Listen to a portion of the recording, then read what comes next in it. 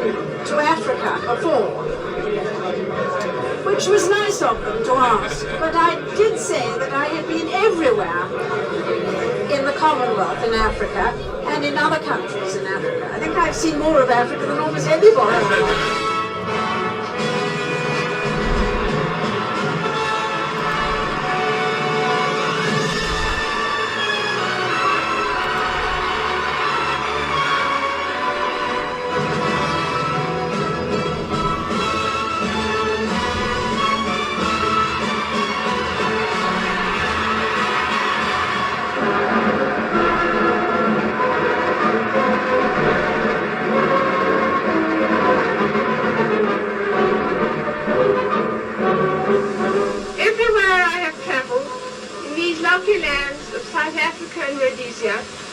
My parents, my sister and I have been taken to the heart of their people and made to feel that we are just as much at home here as if we had lived among them all our lives.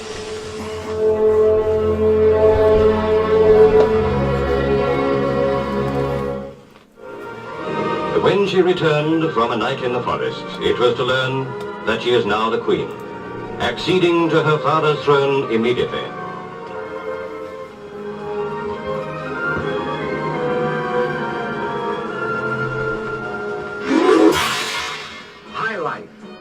The West African recipe for an enchanting evening. The gay finale to 11 days of royal happiness.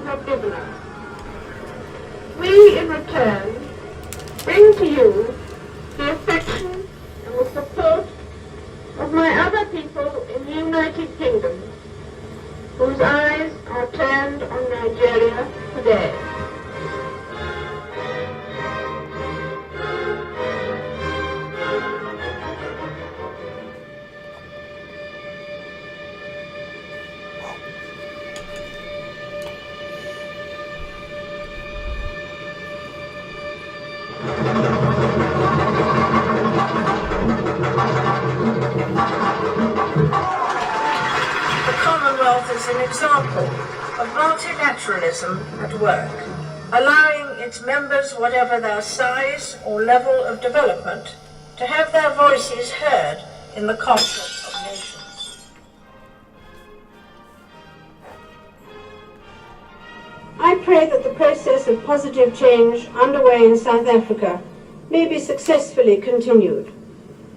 Heads of government in Harare will certainly do their best, I'm sure, to give it every encouragement.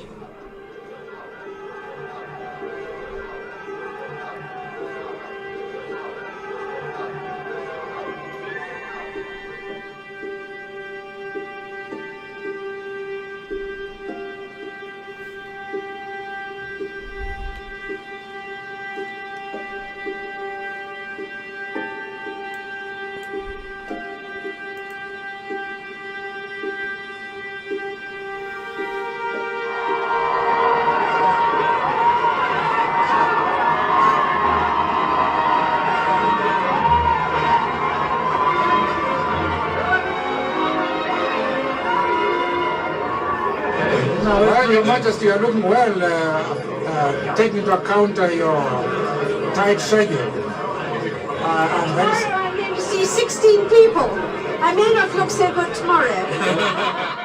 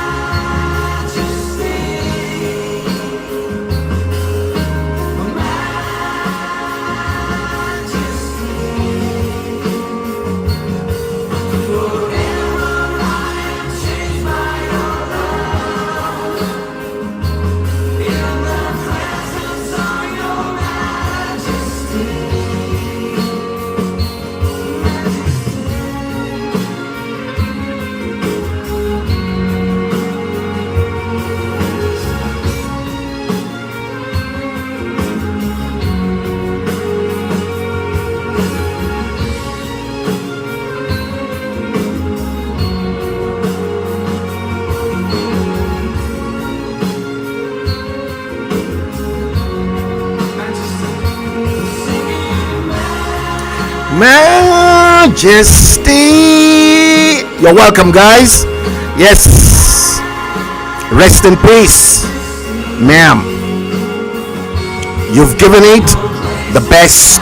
You've given the best to all the people that you ruled over in the United Kingdom and in the Commonwealth realms. Rest in peace, Queen Elizabeth II. You're such an exceptional human being that has worked through the surface of this plane of existence. You will be greatly missed.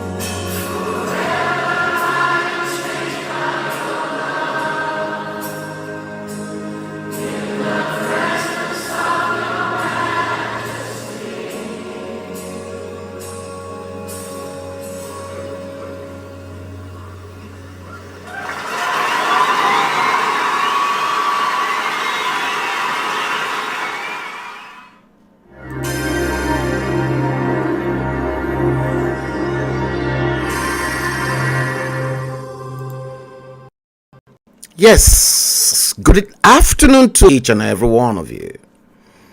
Yes, I hope I meet you all well. Yes, I can clearly see that a handful of you are definitely in the studio. Those of you that are commenting, yes, I salute each and every one of you. You're welcome to episode 199 of The Bleeding Edge. Folake Alawiye, James Coker, you are just tuning in. Engineer Bukola Williams, you're welcome to the stream. Kolawole Wasiu. Yes, this is the second time running. Good day to you. Welcome to the stream. Eberechuku Nwadike, good evening. Welcome to the stream. I'm pretty sure that others will join us. Abdul Samiu Abubakar, good afternoon to you. Yemi Fuluke, yes. Oh, Yemi Fuluke, you are watching the stream from Canada. I thought you were in the UK. Good afternoon to you.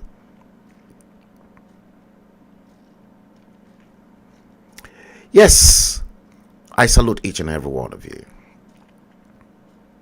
Alaji Akolawole Aremu Oladoshu Usholade Ala Kufo. That's you. Yes, good afternoon to you.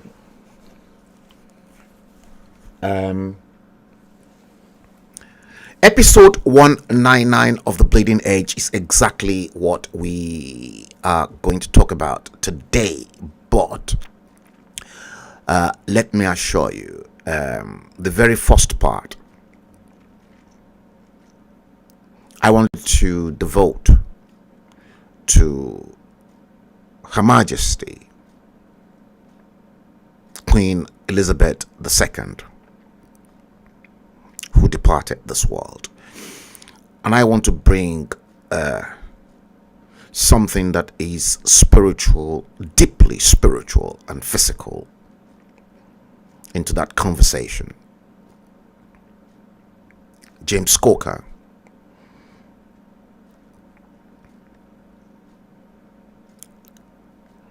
oh really?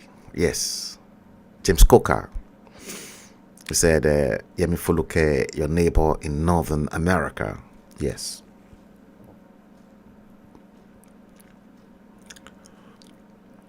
You see, in episode 198, we discussed how that woman walked through the surface of this planet. But in this episode of The Bleeding Edge, 199,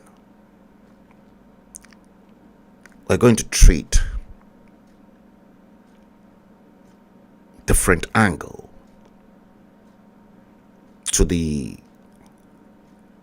being of Queen Elizabeth and any king or queen anywhere in the world.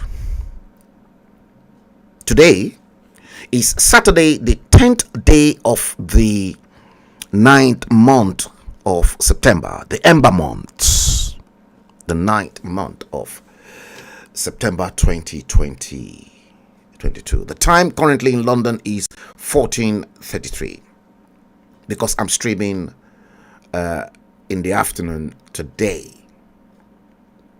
Get yourselves prepared, because we're going to look into a number of few things.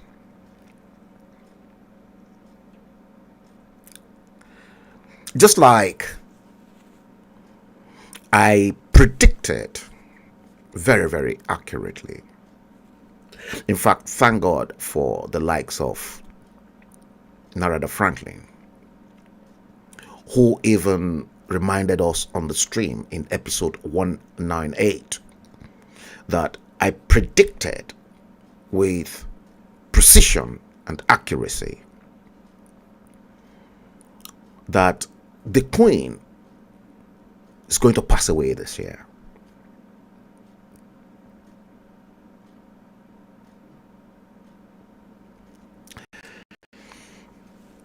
See, but what many people don't understand, let me break it down to you. And let's go a little bit deeply spiritual. I know there are some people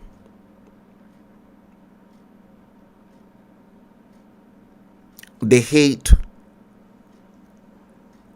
the crown.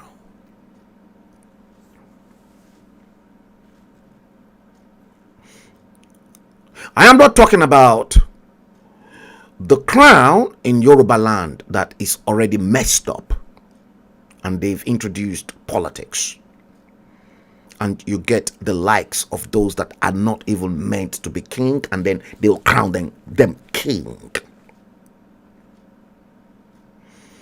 We are talking about real crown. Thank God today I watched one of the latest BBC interview with the father of the current Oni of Ife.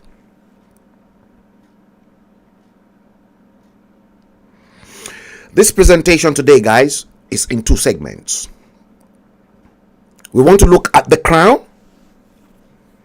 We want to dig a little bit deep into the spiritual aspects of the crown.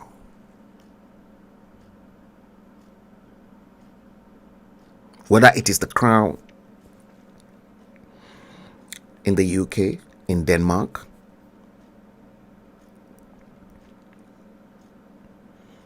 or any other countries of the world that you can find the crown.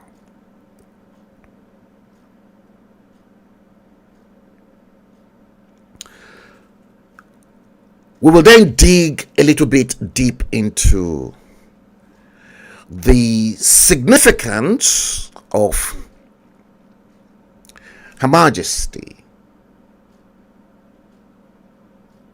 and the people she had to rule over.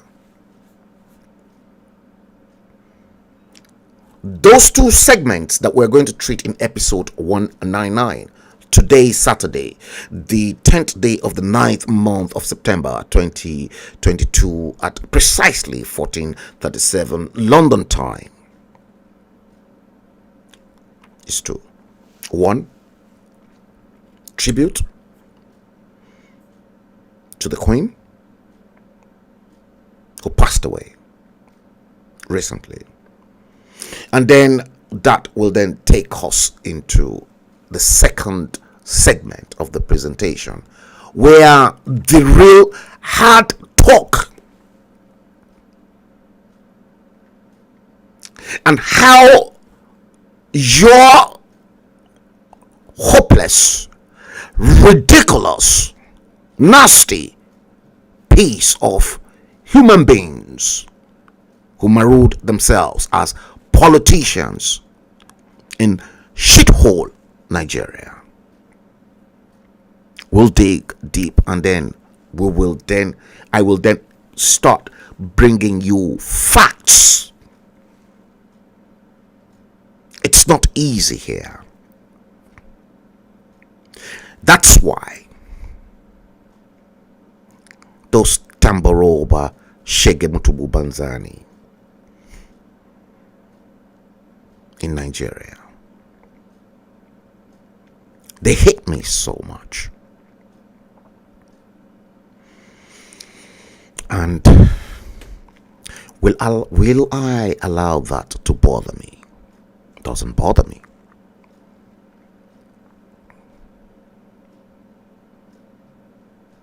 Let's look at Her Majesty Queen Elizabeth II. And many of you that are Christians, I repeat, many of you who are Christians, let's go a little bit deeper into the Bible.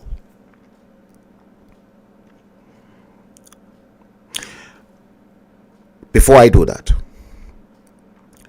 there is a proverb in Yoruba language, or should I say a proverb?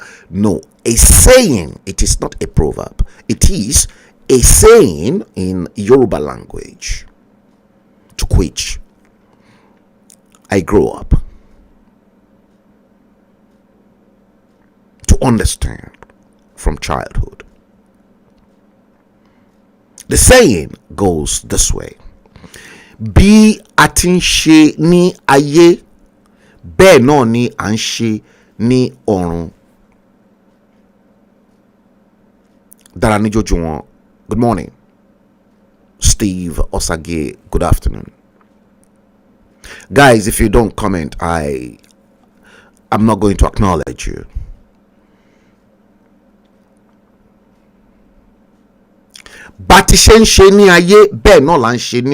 The way we behave and we do things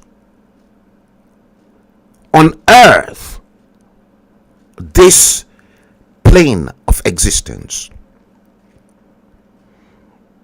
is the same way that is done in the spiritual realm. Everything that you see here, physical, the court system, the judgment system, is a replica of the higher plane of existence.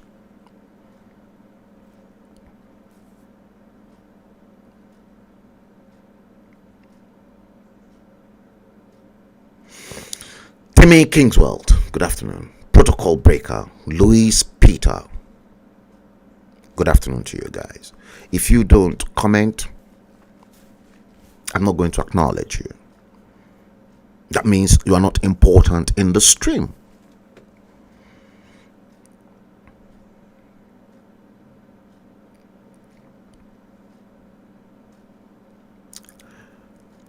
You see, there are courts here and there are judges that supersede, they'll render judgment. It is the same thing in the spiritual realm. Let me give you one instance. Perhaps some of you don't know. There is nothing hidden in the spiritual realm. You see, you might think you are keeping something secret in this physical plane of existence, but in the spiritual realm, there's no secret. They've seen everything. And as such, there are some people that the spiritual source of all creation molded separately. God molded certain human being separately and then gave them the power to bind and to unbind things, this plane of existence. And as such, when you feel you have destroyed your fellow human being and you think, oh, nobody sees me, in the spiritual realm, they're looking at you. Let's take, for instance, you try as much as possible to get rid of someone who hasn't done anything to you. But because you don't know, the angels guiding the person, for each and every one of us, we've got angels. The Yorubas will say Malaika, guiding each and every one. You see, depending on how you are able to tune in yourself with your guardian angel that's been allocated to you from the heavenly realms, and depending on your deeds with your fellow human being. That's why the Yorubas say, àwọn èèyàn kan àkàndá ẹ̀dá òní wọn. And you try to hurt that person. See, if a babalawo or onishegun that you've consulted to get rid of that person, that babalawo will check if it is possible. If it is not possible, the babalawo will advise you that leave that person alone. That is to one side. The other side is if your case is taken to the spiritual court. The spiritual judges, they will see everything. The people acting on your behalf, this plane of existence in physical form, negotiating with the spiritual realm on your behalf.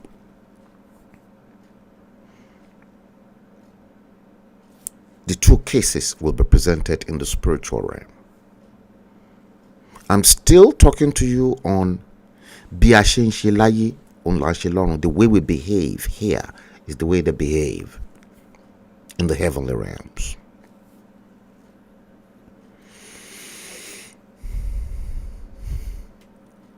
The moment your case and the other party are presented, not physical, spiritual, they will say to the people acting on your behalf, this plane of existence, but this is the whole truth. Judgment can be passed to say that person trying to harm you must stop from the spiritual realm. Here, ìyẹn ni àwọn Yorùbá máa ń pa ní òwe pé ọwọ́ ti kọ́wọ́, ọwọ́ náà dẹ̀ ń kọ́wọ́ níbí báyìí náà. Now, picture ọwọ́ ti kọ́wọ́ handshake with all your rogue politicians.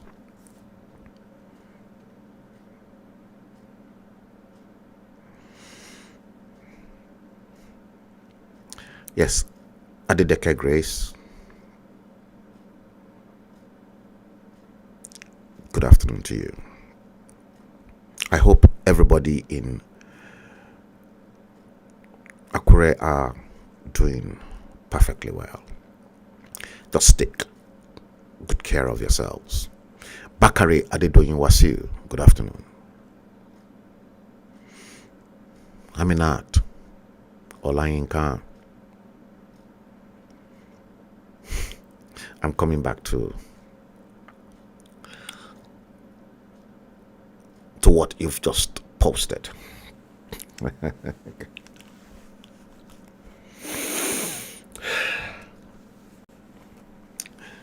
Now, let me bring in the case of Her Majesty. Depending on how you spend your life here, like I said in episode 198, the only thing that we that are here right now will take to remember Queen Elizabeth II is the legacy that she's left behind. All the hearts that this woman touched, not only in the United Kingdom, but across the whole world. There are some people, many of you perhaps don't like, well, I won't say many, some of you, all of you, if you're one of those, then one of those that will discredit the royal family, check yourselves out. Something is definitely wrong with you.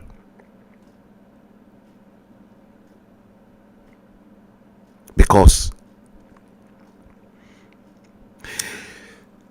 this life that we are living right now,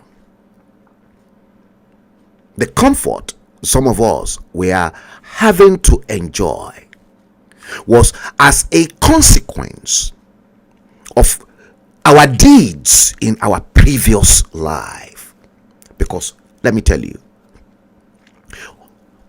we all go through the reincarnation cycle.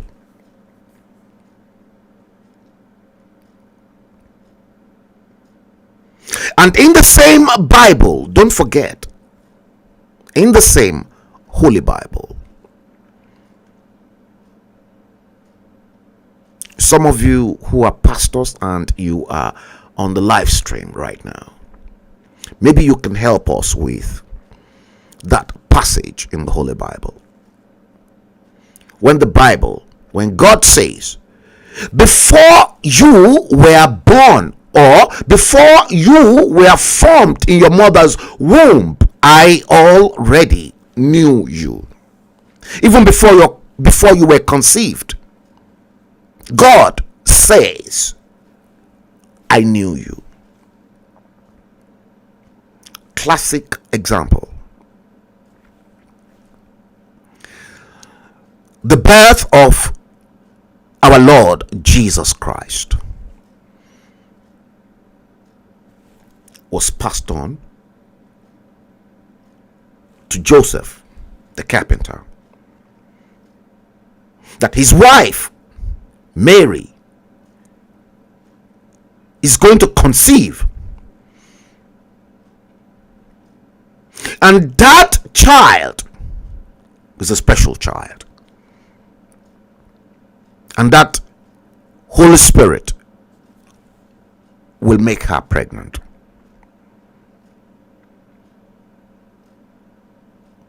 So also,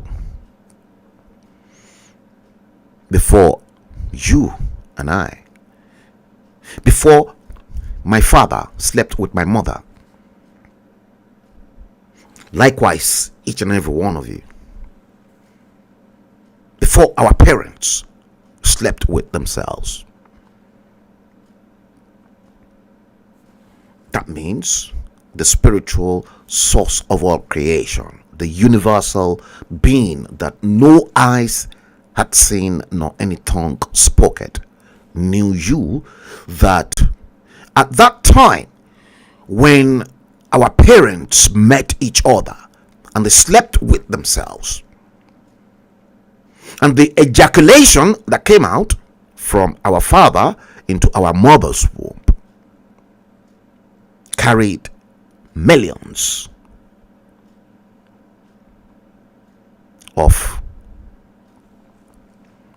things, that eggs, sperms that will fertilize our mother.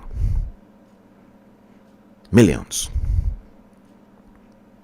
Now imagine the real war that you think we're fighting, Fulani fighting you, and they want to take your real war started in the womb, because out of those several millions of sperm that will swim, just one will fertilize the woman. The rest will die. And that's why you and I are able to make the journey to come to this world. And as such, spiritually, there's a time to be born, there's a time to grow, and there's a time to die. For us to survive from that liquid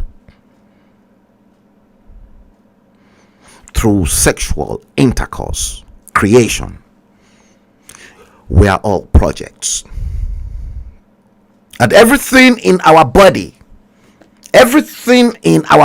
male, female, he, she, is in alignment with Mother Nature. No difference. Our body, 70% fluid, 30% flesh and bone. The composition of the world, 70% water, 30% land. And you think God, the spiritual source of all creation, doesn't know exactly what he was doing when he said, let us make man in our own likeness.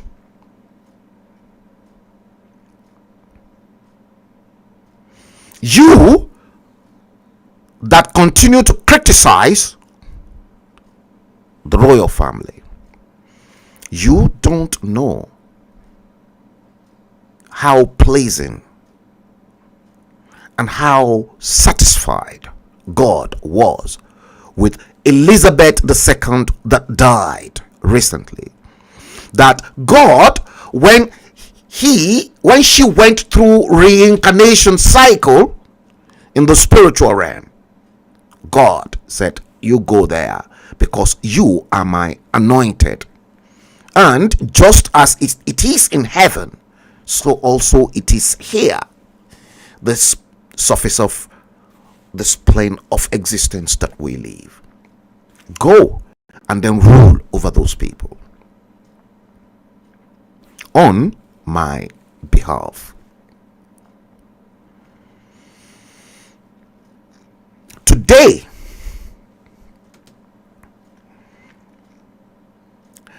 yes, protocol breaker I'm going to take this comment. That is a very, very interesting comment.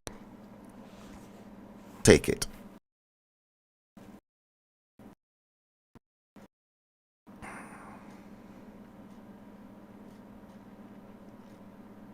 Now, the one that actually I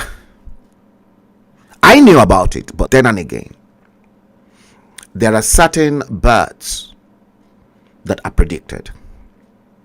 Look, don't let me lie to you. According to what my late uncle said to me, the late uncle Adedeke Bello, who passed away equally recently, Uncle Dedeke told me that they were told that my father's birth was predicted through Ifa. Ifa predicted my father coming to this world and the gifts he was coming with.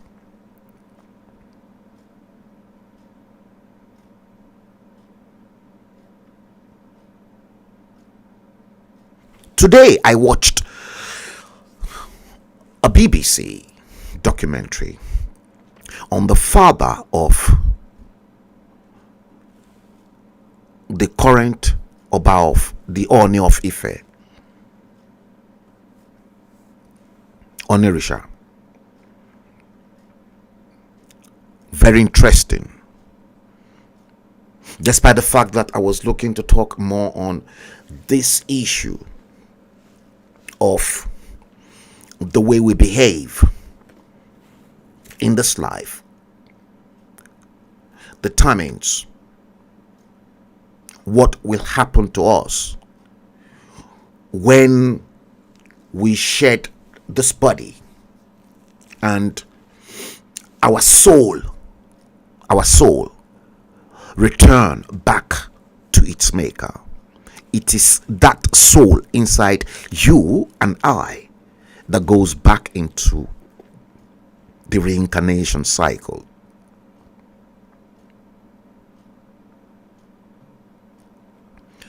The father of Onirisha,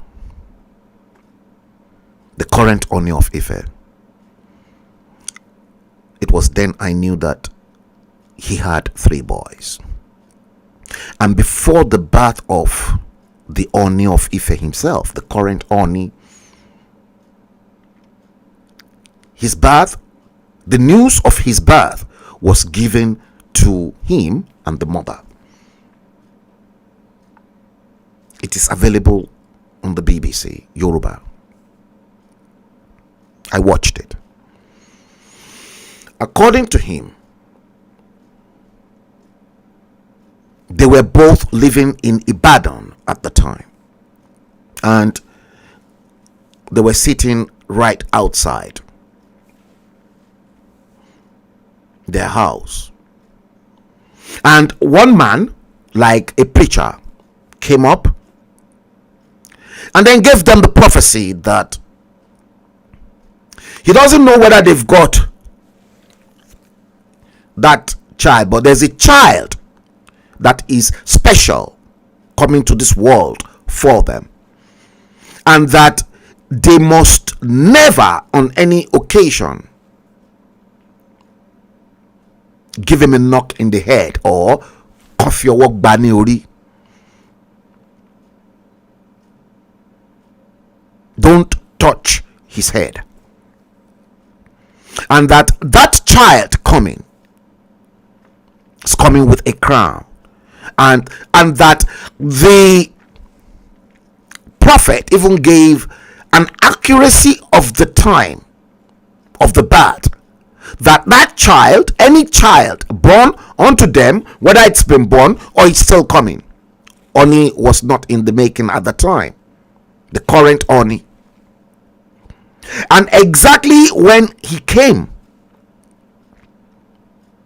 the time was spot on by the prophet who gave them the message, the current Oni.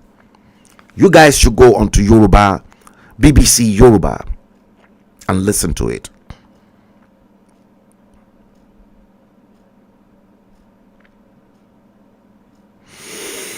I won't be able to play that because of copyright infringement, because that belongs to the BBC. Onirisha, when he came, was born that same time that was given. So the father of Onirisha then said he went inside just to get some money to give to the man. Said large compound he couldn't see. Let me tell you, a similar encounter happened to me as well here on the streets of Hackney. Somebody gave me a message on Kingsland Road. That person was hungry. That person approached me. Long time. Right on Kingsland Road in East London, right in front of my bank, Barclays Bank.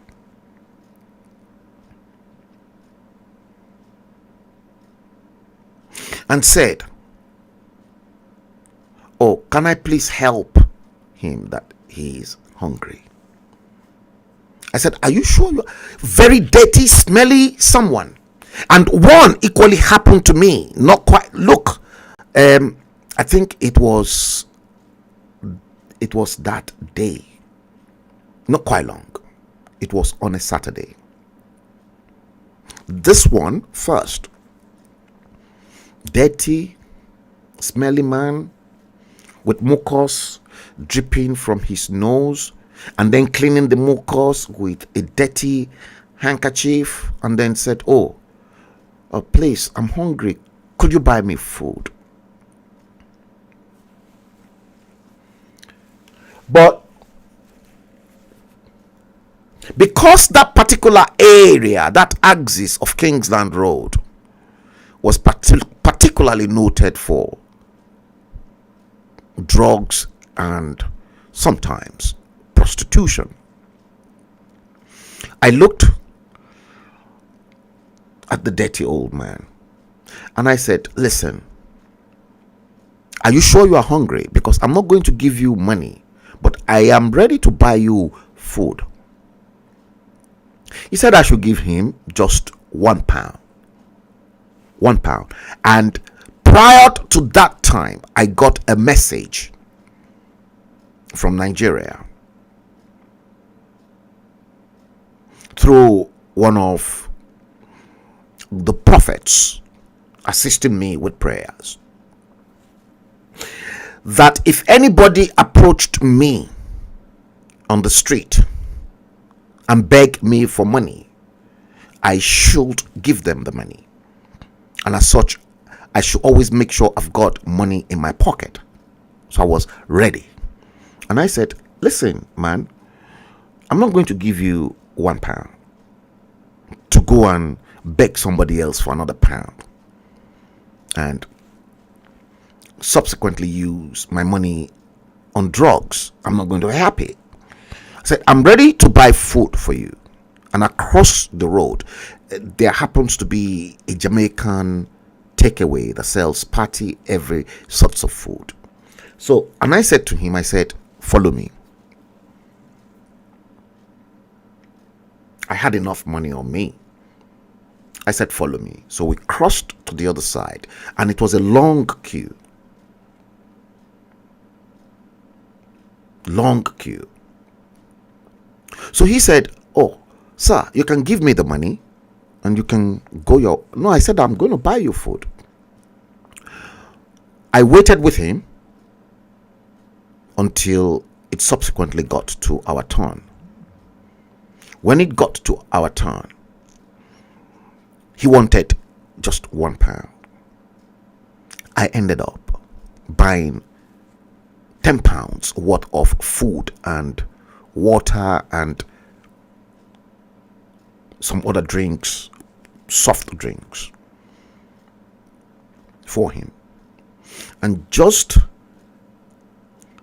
as we came out,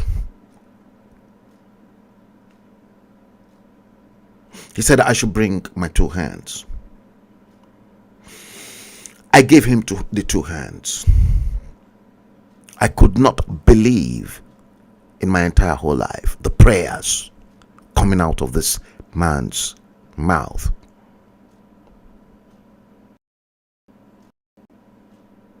Not. He first thanked God that, oh, thank you, Lord, I found him.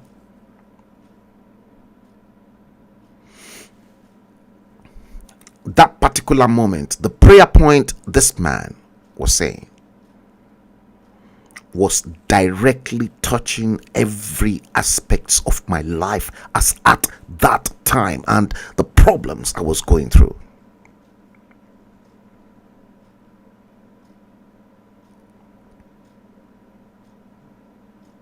Just immediately after that, he went and I went my own way, just for me to look back to see I couldn't the man disappeared. Could not see him.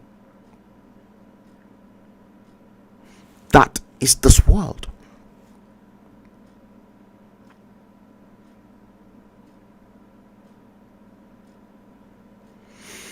That is the world. I was able to overcome many of those problems. Many of the same problems that you are having to see is exactly why I lost everything in my life. Am I bothered? God give it, God take it. Bó ṣe wọn Ọlọ́run lọ́lọ́run ṣe ń ṣe ọlá ẹ̀. Ẹni tó bá wọn Ọlọ́run lọ́lọ́run máa gbé adélé lórí. Ẹni tó bá wọn, look, if God says he wants to change the life of someone now, there's nothing human being can do to stop it, because he's God. So what are the spiritual significance of being a king? Becoming a king or a queen, just like we've had a new king, King Charles. You don't know exactly what Charles must have done in his previous life, and he had to wait for a day like this, a time like this, for him to equally rule over his objects. Should I use the word subjects? Me, many other people, and within the Commonwealth realms.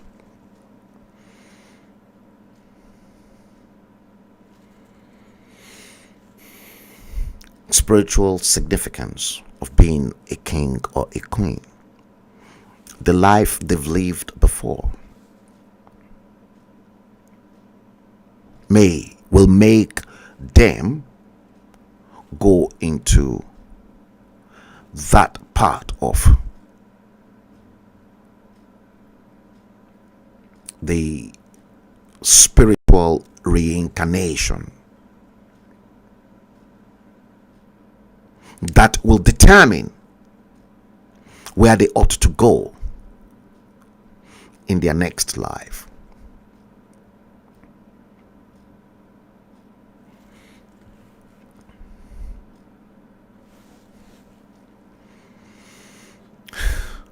Protocol breaker. Let me now attend to your comment. You said, question, does it apply to IVF children? It does.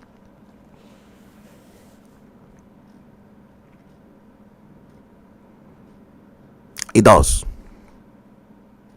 The tube will pick one out.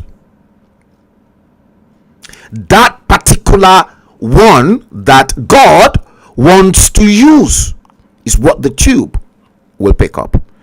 Don't you know how many IVF they've picked and they fail? Because they're not the right ones that God wanted to use. If the right one that God wants to use is inserted through that artificial insemination, that person will germinate.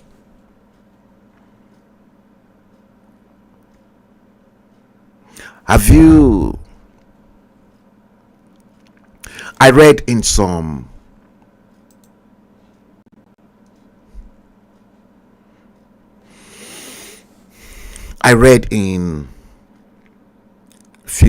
some medical gossip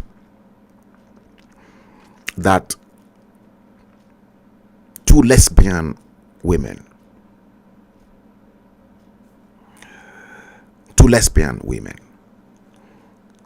they got donor sperm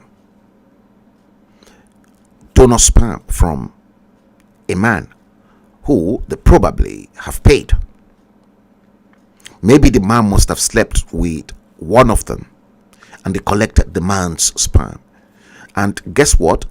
They use syringe to artificially insert the sperm into the woman that will carry the pregnancy. And one of the women got pregnant. Here in the UK. And the midwife that was taking the note, because the NHS, they've never got a provision, or they've never got provisions for such maternity. So when the midwife that was attending to the case then asked who the father was, then they told the midwife that they did artificial insemination themselves. The midwife was confused. Those lesbian couple now threaten the midwife that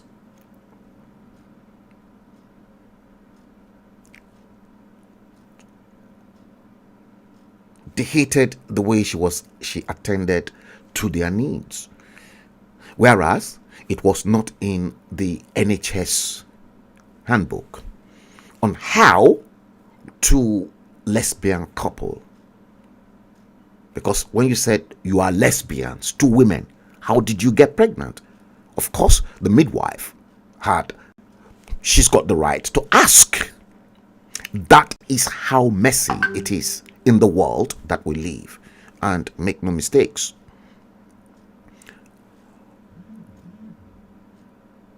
it's a terrible world.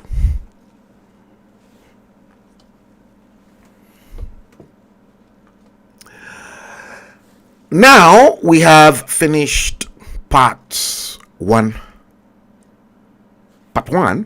of this presentation.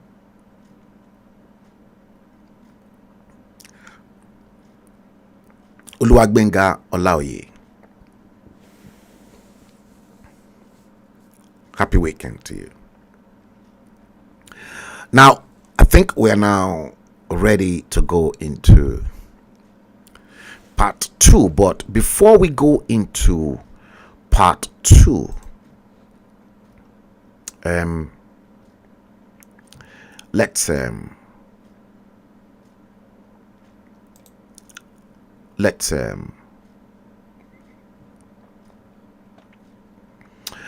bring this last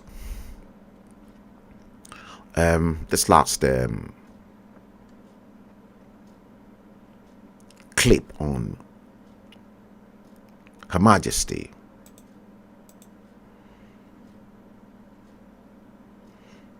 And this will lead us into some other areas. I'm coming, guys. I just want to it's not okay. Let me see if I can do it this way. I might have to work more on that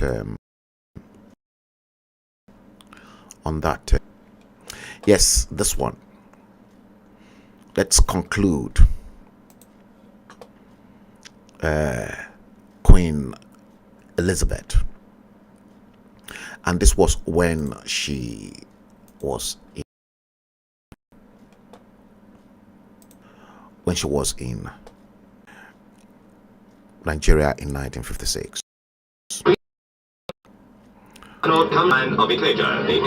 I'll make it up and you guys will be able to see it now. Many of whom, like the King's husband, wear the Burma star. I'll do it now. Governor General Sir James Robertson and Lady Robertson welcome the royal couple as they leave the Argonaut.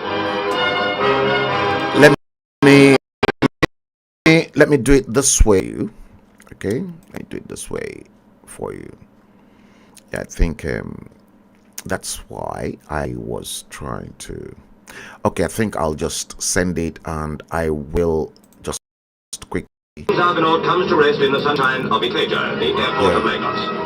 The guard of honor is mounted by the Nigeria regiment, many of whom, like the King's husband, wear the Burma star.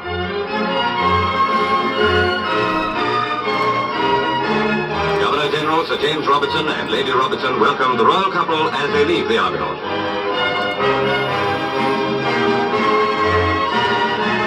In a temperature around the 100 mark, the Queen still looks cool as the royal car makes its 13-mile journey to the capital. I'm coming, guys. Every foot of the way, the road is packed with Nigerians. Yes, let's do it this way. As tremendous as any Her Majesty has ever been given. And it's a proud welcome. For this is no longer a people in colonial subjection, but a free nation with its feet already firmly on the road to self-government. The Queen's car draws up to the city boundary, where the leaders of Lagos are ready to greet her. The Governor General is there to present them to Her Majesty. Chief Adoniji Adeli II, who has 5 wives and 25 children, is the first to welcome the royal guests to the city his ancestors have ruled for 2.5 centuries. See, they never said, see, it's been on to his ancestor, Chief Adoniji Adeli. 4-year-old Borashadi Lawson, You see? daughter of the chairman of Lagos Town Council. Lagos Town Council. Where she's going and means to get there.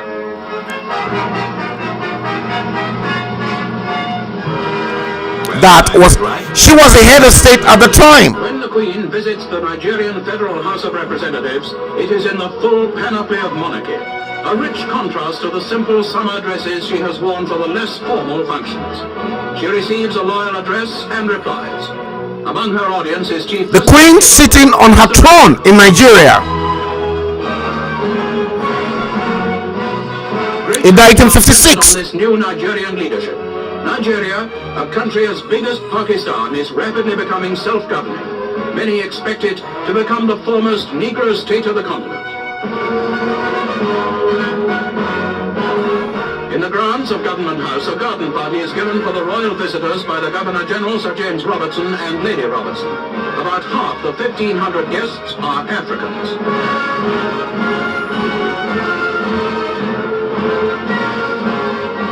Endemic Adeli II introduces some of Nigeria's area chiefs to Her Majesty. The Yoruba's family... Can you see how orderly Lagos was at the time? These are white-cap chiefs in Lagos. ...country where tradition and innovation go hand in hand. Looking at those images of Nigeria, you can understand why the announcer said, many expect it to become the foremost Negro state of the continent. Unfortunately, that's not what happened. With every development, Nigeria drew nearer to her goal. Independence within the within the Commonwealth of Nations, every development, Nigeria grew closer to her goal. 3 regions should have internal self-government. At a further meeting the following year, it was agreed that a date in 1960 should be the target for independence. Accordingly, the eastern and western regions... Eastern and western region. We're coming to that eastern, western, another region. 1959, before making the change to regional self-government. In August 1957, Nigeria's first federal prime minister was appointed. You see that? Abubakar Tafawa Balewa, now Sir Abubakar, a northern statesman of great foresight. In December 1959, members were elected to an enlarged House of Representatives. Sir Abu Bakr was confirmed in office, and one of the first acts of the new government was formally to petition the United Kingdom for independence. We will now begin to build a case from the transition 2 years earlier. from Her Majesty's reign The change from dependent status in Nigeria but orderly. to the mess Nigeria was now ready to stand that with the other these Commonwealth hopeless, countries ridiculous and politicians full they've created. of the nation. Now, the last elements of British administration have been withdrawn, and a great new nation emerges. A nation of 35 million people who At the have time. their faith in the democratic life, and whose voice will command respect throughout Africa, The same the Commonwealth, the same style of maze in the House of Parliament, exactly the way it is done in Westminster.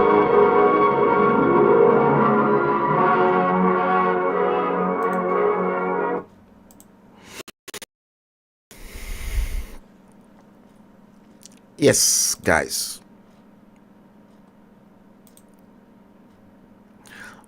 Okay, I think I've done something wrong here, so I'll have to shut that down. Yeah, that screen will be blank for some time.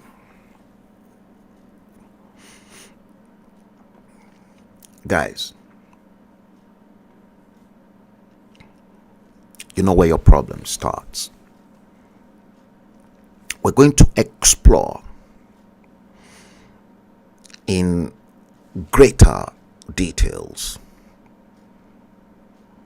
the root cause of these problems. Before we do that one, I've got this. I want you to look. Let's take stock back. Okay? I want to take stock back, and when I say take stock back, I want to do it this way.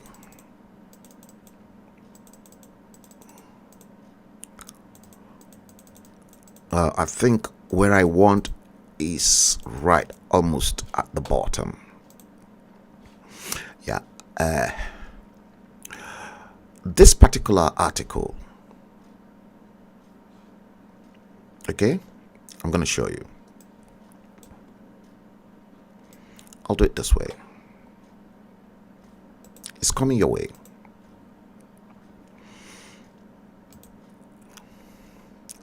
Look at that.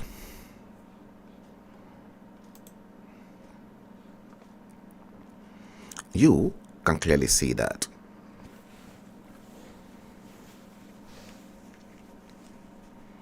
And I will do it this way so that you guys can see it properly.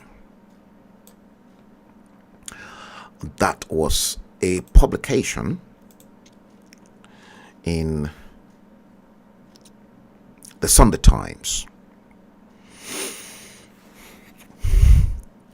of June 10, 1962.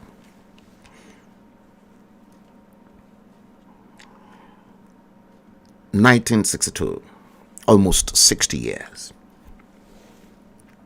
Now, this is now going to get a little bit interesting from that transition period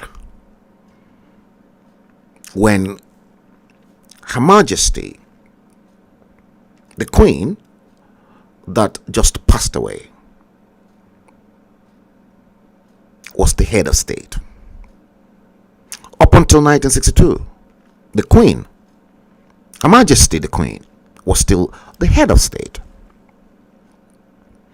And in this particular day, on this particular day, 1962, inside the Sunday Times,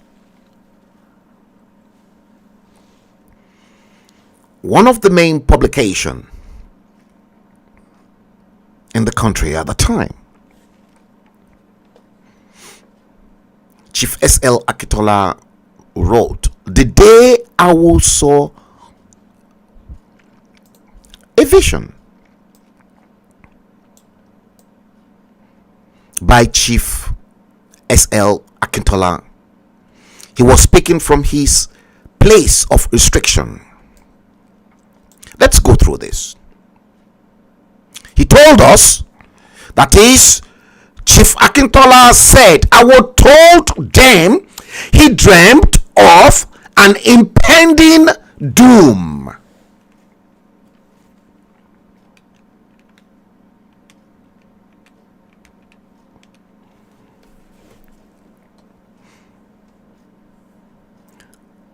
Take away 2022 from 1962 and you get 60 years. So, in other words, 60 years ago, June 10, 1962. I'm not making this up because I'm buttressing this argument for you to see. And Nigeria was spending pounds, shillings, pence, and the price of that Sunday Times as at that time was 2 pence. 2 pence. The day I saw a vision by Chief S.L. Akintola speaking from his place of restriction. He told us he dreamt of an impending doom.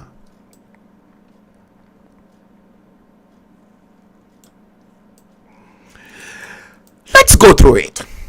Chief Samuel Ladoke Akintola, former deputy leader of the action group, told newsmen at his home in Ogbomoso yesterday the story of the day the leader of the party, Chief Obafemi Awolowo, saw a vision of an impending doom.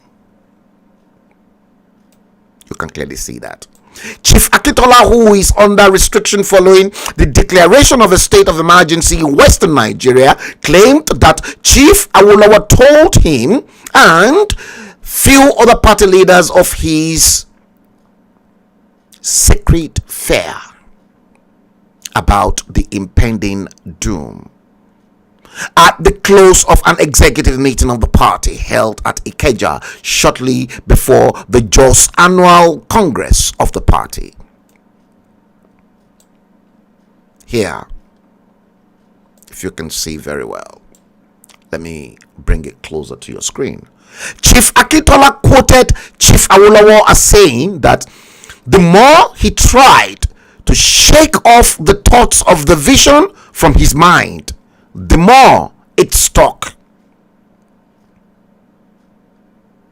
He said that Chief Awolowo told them that what was not clear to him was whether the impending doom was meant for him in person or for his party or the country, for the country.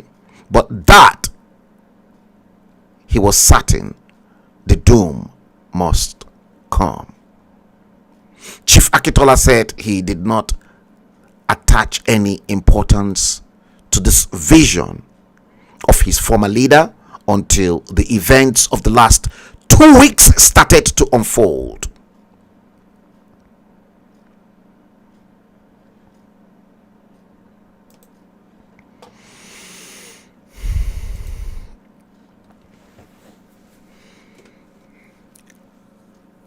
Are you listening attentively? 60 odd years ago, Chief Obafemi Awolowo saw the impending doom.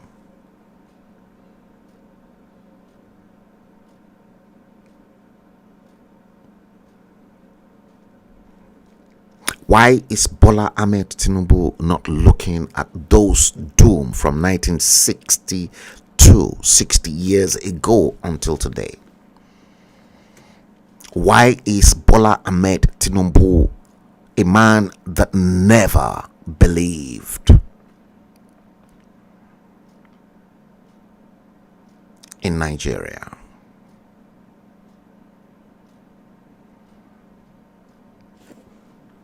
Why is he now sticking to that hopeless nation called Nigeria. Why?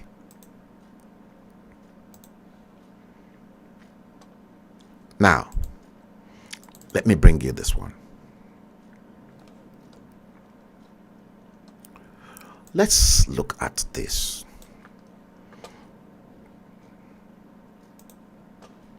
Let me bring this one in for you to see.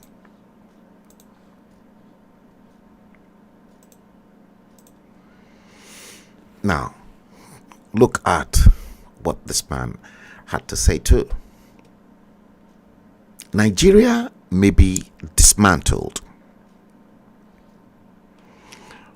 Bisi Akande, Osun State Governor, now a key ally of Bola Ahmed Tinubu, warns of the danger of running Nigeria as a unitary state. Unitary state. We are going to go into that aspect. I want you to underscore the word unitary. So why is Bisi Akande as well now believe in Project Nigeria? The British, the intention of Her Majesty's government when she was around and she was head of state and they were negotiating independence for Nigeria, was for Western region to stand on its own, for Eastern region to stand on its own, and for Northern Nigeria to stand on its own.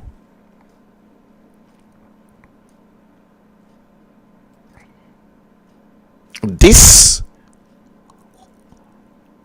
nasty piece of logwoods that you called politicians, they know of those history. But when things were not working perfectly well, for them to steal and to loot and to destroy their own people, Nigeria, as at that time, may be dismantled. But the moment they were invited into the national cake, onto the table to take their own share of the cake, the whole story changed.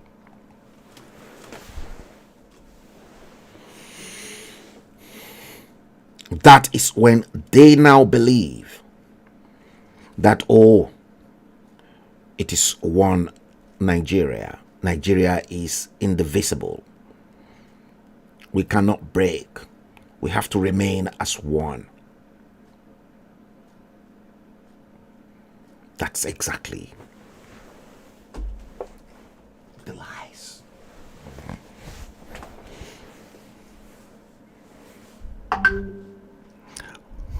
Nigeria may be dismantled. This was because Bisi Akande was not having part of the share of the cake because the military were there at the time. I said you should underscore the word unitary. Who brought about unitary system of government? Who was that leader?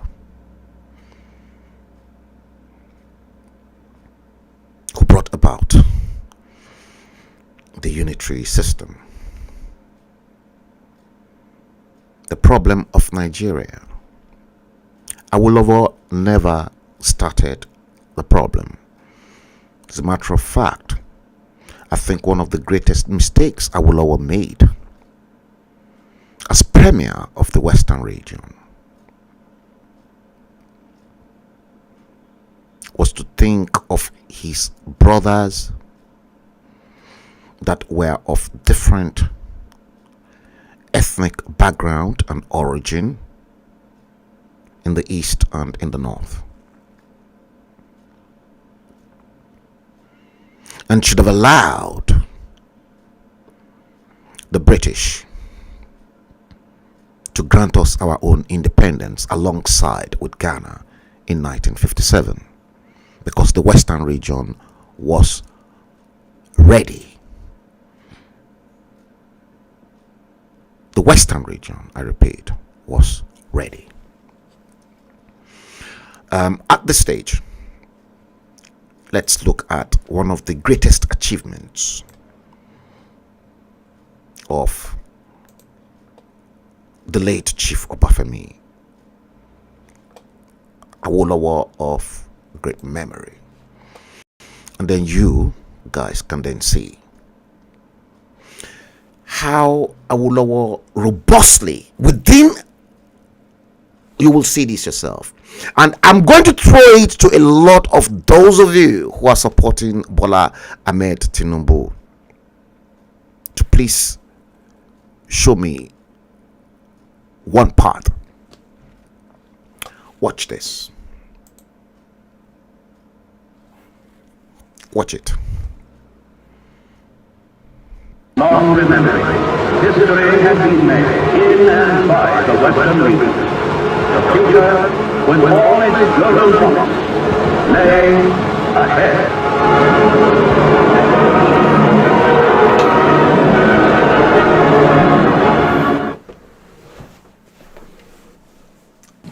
Lancaster House, 1958 conference. In the various political processes which brought Nigeria to independence. He was a member of the All Nigeria Conference, which met in Ibadan in 1950, when decisions were taken on the final stages of another constitution. Chief Awolowo attended the constitutional conferences for the review of Nigeria's constitution in 1953, 1954, 1957, and 1958. The welfare of millions of people for generations to come may be affected by the wisdom which we here display. With Nigerian leaders and our British partners are to prove themselves worthy of their trust, now is the time for us solemnly and truly to dedicate ourselves to seeking the greatest good of the greatest number of our people in Nigeria. It is to this end that my colleagues and I pledge ourselves. The first main task of conference is to resolve those problems which defied solutions in 1957 and to evolve for Nigeria a constitution of which both the British and the Nigerian people can be proud. The second is to get Her Majesty's government to agree. See, to get Her Majesty's government for Nigeria's independence. To get Her Majesty's government. Independence for Nigeria in 1960 is imperative. But independence for Nigeria as a corporate entity is not enough. The peoples of Nigeria must at the same time be guaranteed their freedom. We must ensure that in an independent Nigeria, individual citizens throughout the land enjoy liberty, human dignity, and equality under the law. There must be one Nigeria with one constitution and one law for all. Let us therefore, Mr. Chairman, sir, close our ears to the counsel of despair, which says that we cannot here at this conference agree on a constitution.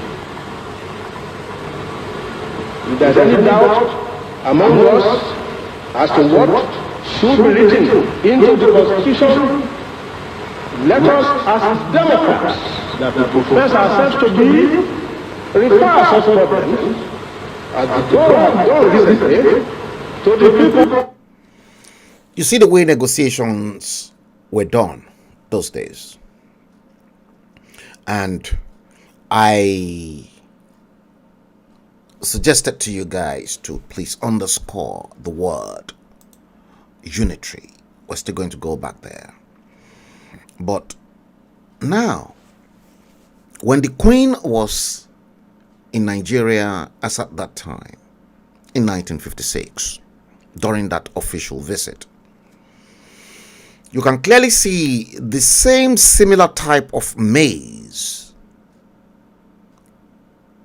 currently in Westminster, right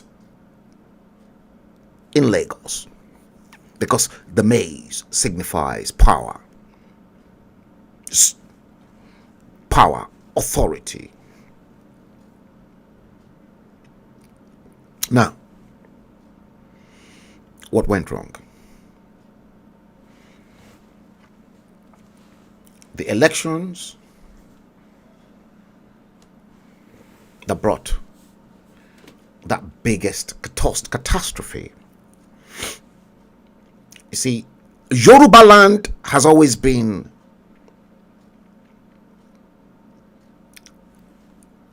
that crucial part of Nigeria that everyone wants. Everybody.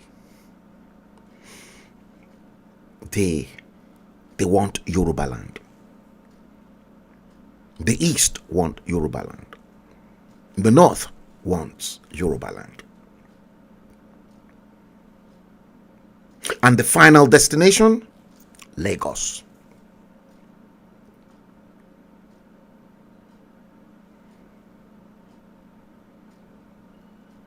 That's the final destination.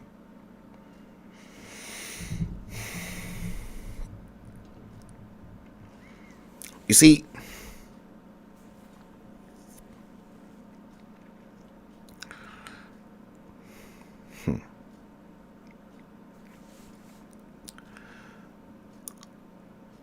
when the election took place to quench NCNC, the party to quench Nnamdi Azikiwe was the leader, won that election. He won. That was the first time there was a hung parliament in politics. Hung parliament started in Nigeria, not even the British that brought us a parliamentary system of government. Parliamentary system of government should have worked perfectly well for a country like Nigeria, because Nigeria, Pakistan, and many of those countries that Britain colonized within the Commonwealth realms all practiced the same parliamentary system of government in Westminster. And for your information, guys, in my entire whole life, I've never known any other queen in the world since I was born other than Queen Elizabeth II. And I personally know how.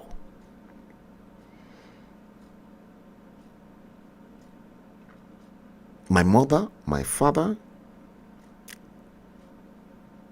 my grandparents, and anybody in Nigeria at the time to quench the queen had subjects to which she had to rule over. They loved her. During the reign of Her Majesty in Nigeria, let me tell you, this, the way it is done in Westminster is the way it is done in Nigeria.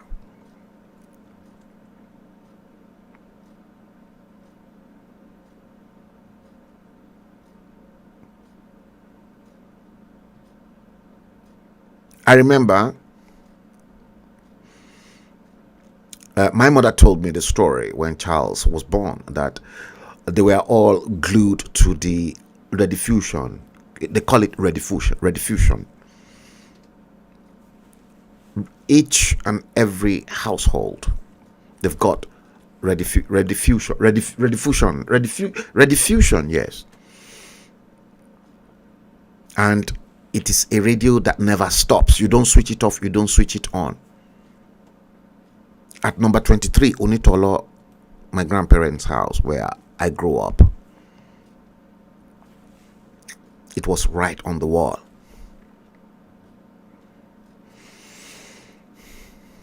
It comes on automatically at 6 o'clock and it goes off at 12 midnight.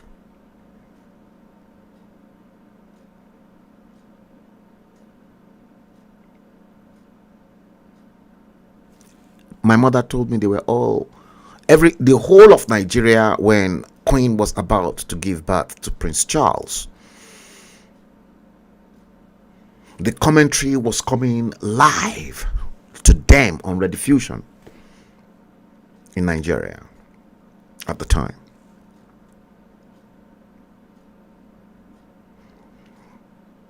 You see,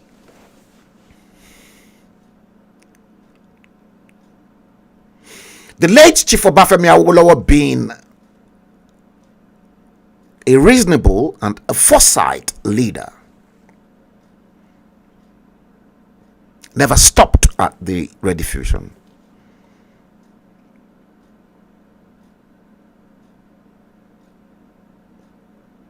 Akboti, rediffusion was a box. They'll hang it right at the top end next to the ceiling of your home.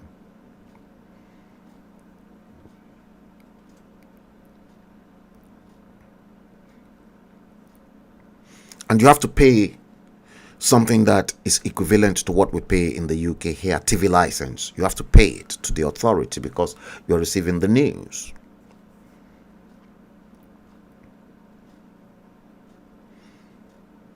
It was the Nigerian Broadcasting Corporation, NBC, just like the British Broadcasting Corporation.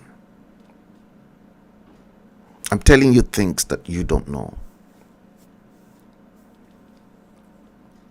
No, it was not free. You have to pay for it. But it was very cheap. It was very, very cheap. And then in 1959,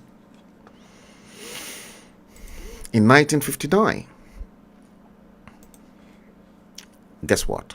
In 1959,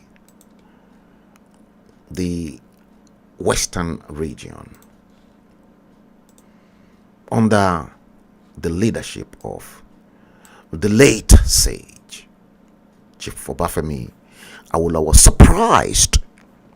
surprised the world with, guess what? This in 1959, even before France.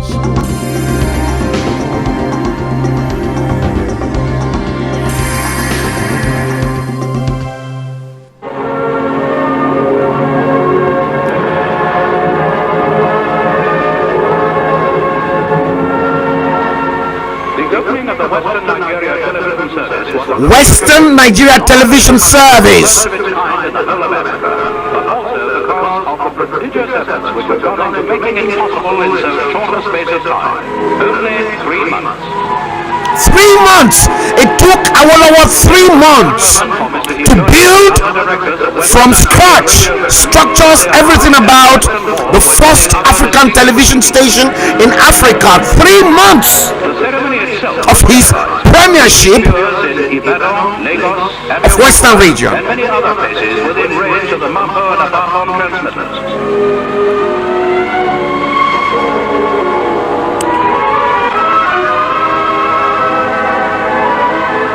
Among the guests on on this occasion was His Excellency the Governor of Western Nigeria, Sir John Rankin. Television will bring many benefits to the region. Entertainment will come to outlying areas, and there will be regular schools programs. 3 months.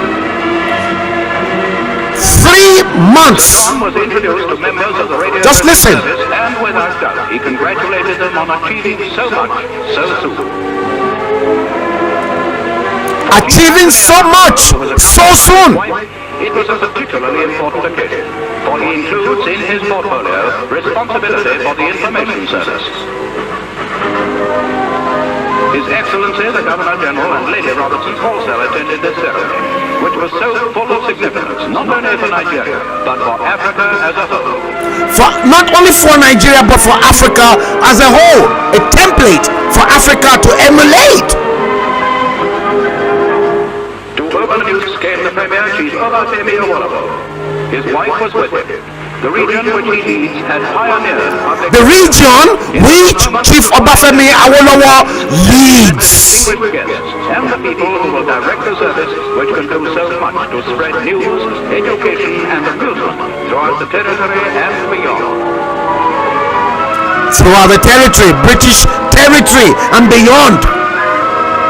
It was regarded as a British territory at the time. Your Excellencies, ladies and gentlemen, on behalf of the government of Western Nigeria, I welcome all of you to the official opening of the television service in this region. In this region, Western region, In the history of this region, I will always first in everything. history of the development of He came before his time. broadcasting services on this continent. And I'd like to thank you all very much for coming here this evening to join us in this official opening. I call on His Excellency the Governor General, Sir James Robertson, to say the opening remarks.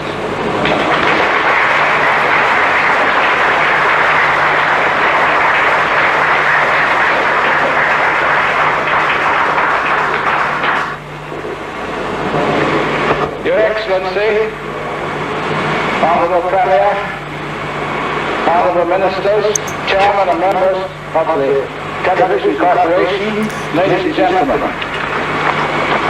Just listen. It's a pleasure to me to be present here this evening at the inaugural ceremony of the Western Region's television service. Western Nigeria television service. France did not have a television. In fact, Western region had a television station before France, a developed nation. I'd like to congratulate both the government of the Western region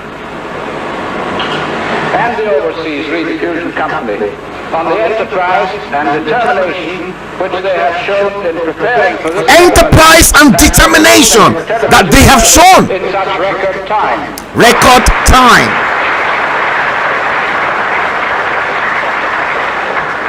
Chief Awolowo spoke next. Your Excellencies,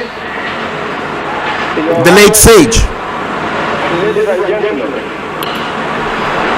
few events in my life have given me so much pleasure as to come before you tonight to open formally the first television network in Africa. Did you hear that? Western Nigeria television is already being emulated by other parts of this country as well as a number of other African states. I know that you will all gain much from this great medium of mass information and instruction. It is a powerful influence for good. And I am confident that in due course, it will assist in making our great country even greater. Very soon, we and our partners will introduce commercial radio to Nigeria. And we have made careful plans that this medium too will be used for your benefit. With these few remarks, I have great pleasure in formally launching Western Nigeria television first in Africa. First, Obafemi Awolowo, first in everything. Cocoa House, first. Everything, first. Or to to rejoice with my colleagues and me on this memorable occasion. You see, you never saw any pride in Chief Obafemi Awolowo rejoice with my colleagues and me. He never said he made them. The way some hopeless leaders are talking about them making leaders.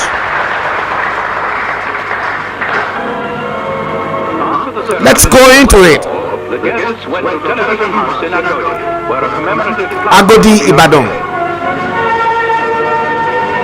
The visitors' book received its first signatures.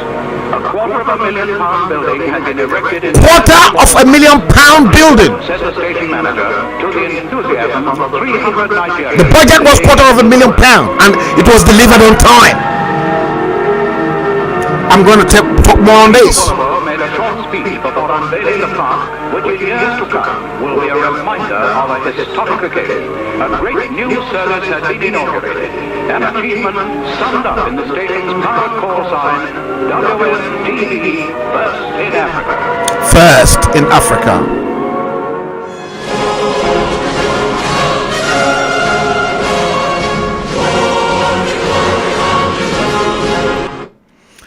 Guys,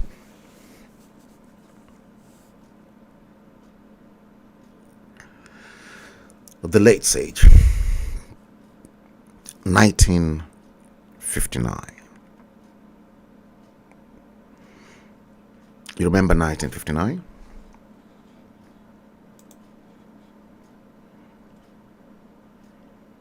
Let me show you this.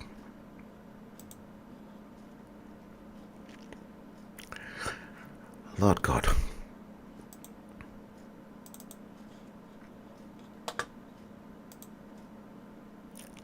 Let's go through this time around. It's really going to open up your eyes. 1959. 62 years of hopelessness.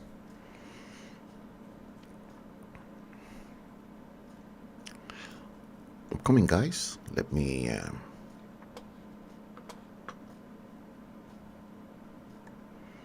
look for the right one. Maybe, okay, let me then bring this in. Your problem? Let's start it.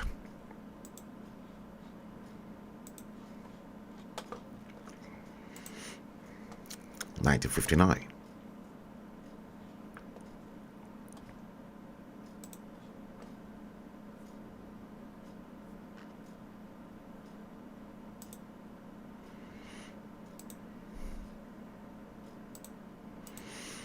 That's it.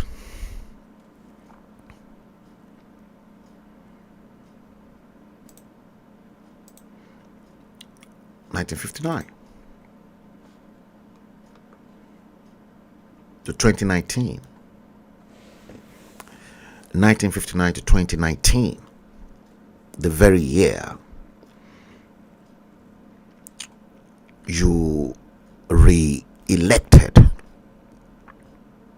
a fake dodgy latex Muhammadu Buhari.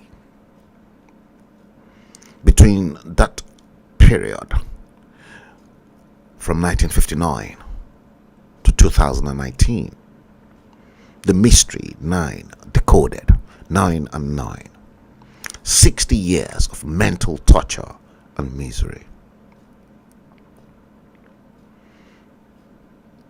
1959 to 2019. Now it is 62 years.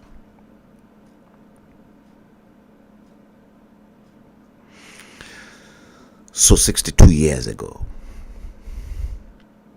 the late Chief Obafemi Awolowo had that greatest foresight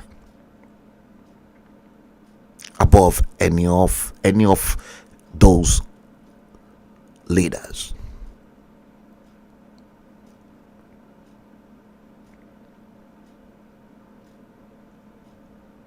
At the time.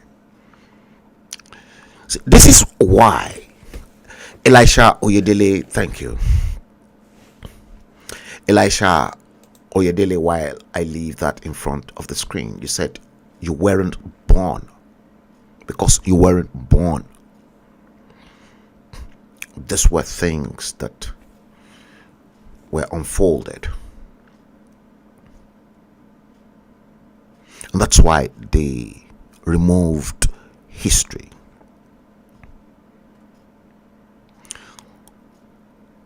From the teachings in your schools, because history will not judge Gowon well. History will not judge Obasanjo well. History will not judge the man who introduced the unitary system of government to argue Nrunzi.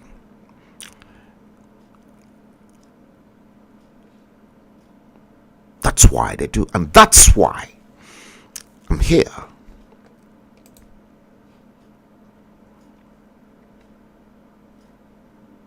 to show you the way, the truth, and the light. You see, Queen Elizabeth took ill. We were rightly informed. The whole world was informed.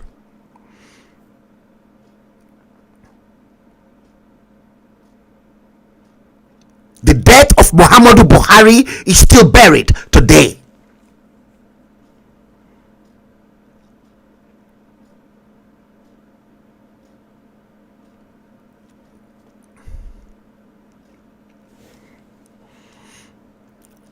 Let's come back.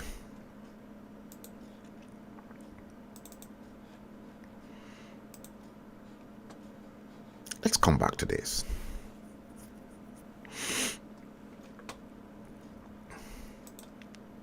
I said you guys will be with me for some time.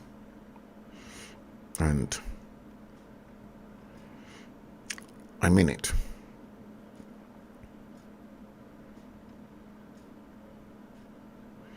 Wait for it. I'm looking for the right one.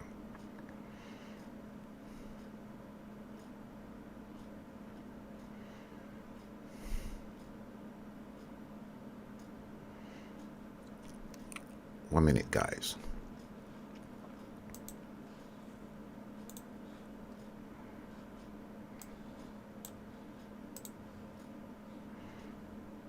No, it's not that one.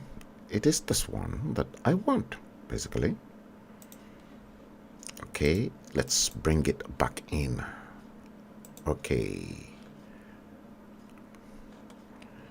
Let me bring myself into the studio.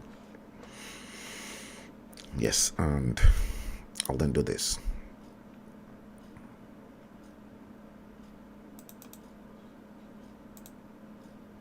Okay. I want to show you this. Let's go into it. Yes, this one.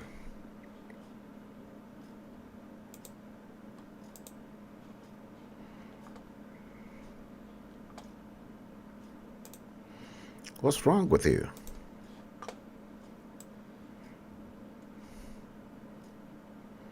I want you to come into the studio. Don't be stupid.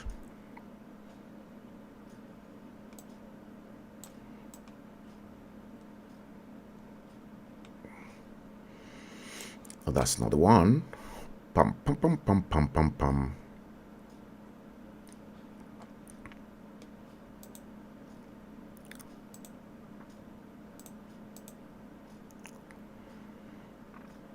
Okay, I think that is the reason. Okay, let me see it now.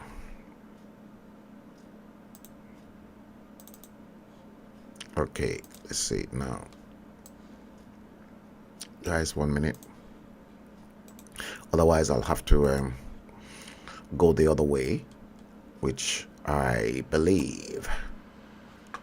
Okay, let me open it up from here. I've got several other ways of opening the image up. I'll show you. And this is the image I'm trying to propagate onto your screen. Where are you?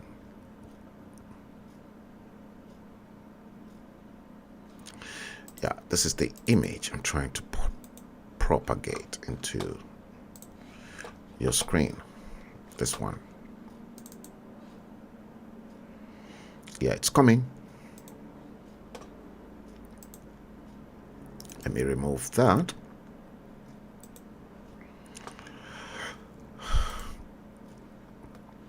Okay.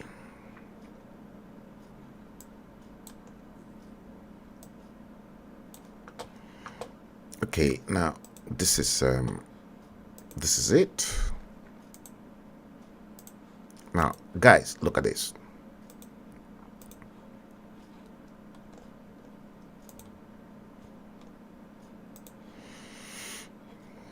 I want you to look at this. Watch this. Now, 1999 to 2003. 1999 was the very date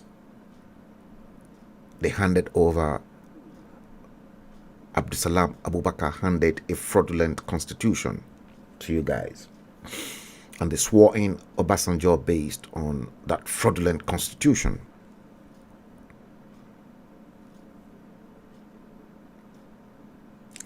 James Coker will take your comment very soon.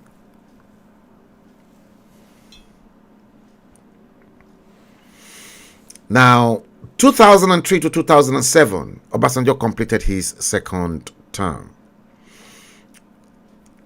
That's why you see the red tick. 2007 to 2011, Umaru Yar'Adua, you can clearly see a question mark. Third dispensation. What then happened? Goodluck Jonathan completed the remaining half of Umaru Yar'Adua's time in office.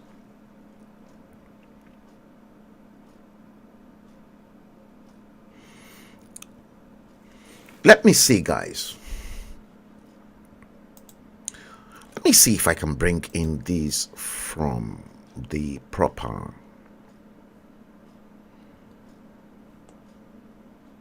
studio.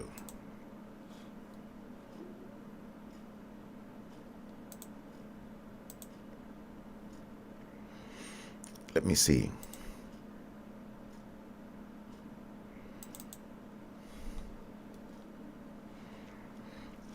Just give me 1 minute. I'm not too sure if this is what I am doing wrong. Let me see if I can bring it in from...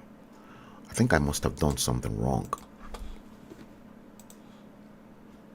Okay, here we are. Yeah, it was my mistake. So it was my mistake.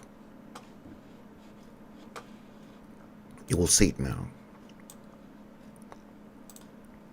Here we are.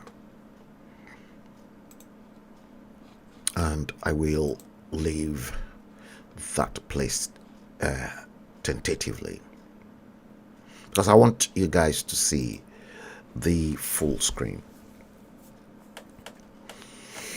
1999 to 2003, Obasanjo's first term in office, he completed it. The tick, 2003 to 2007. Obasanjo completed the second term. No problem. Tick. 2007 to 2011, Umaru Yar'Adua's term, question mark. You can clearly see that.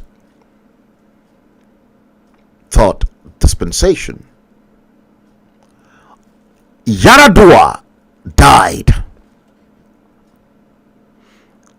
and Goodluck Ebele Jonathan completed the remaining half 2 years of Yar'Adua's term. In 2011-2015, I was on Ben television. There was no social media as at that time.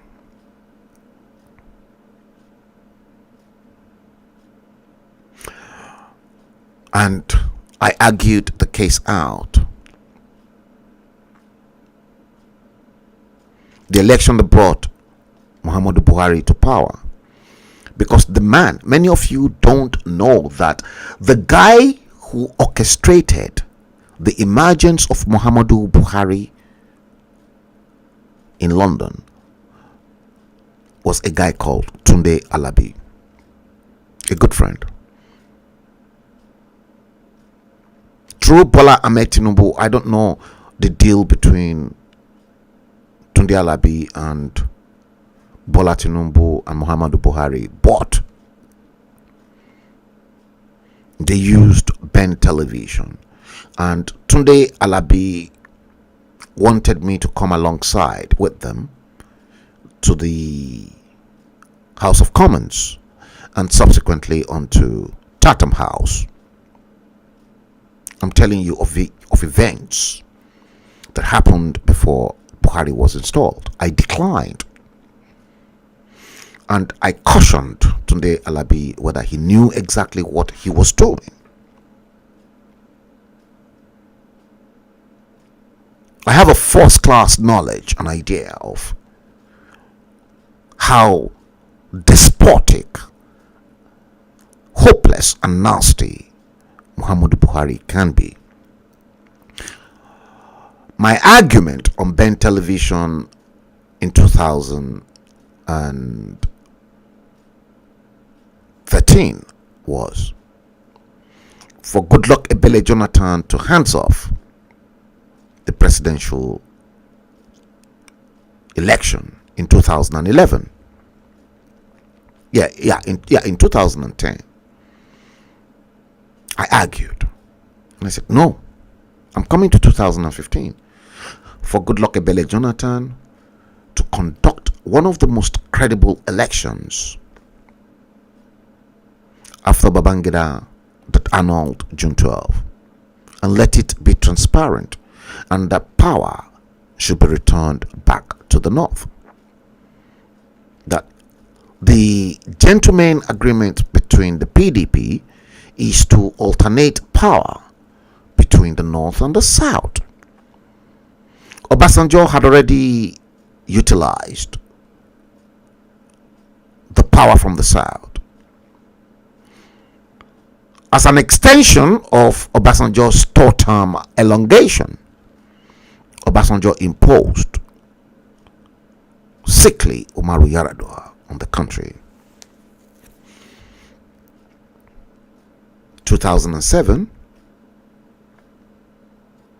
IBB had thought, oh, he's going to give the presidency another shot,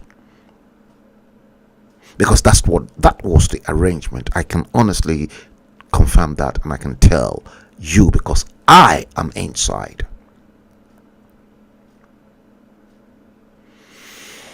In 2011,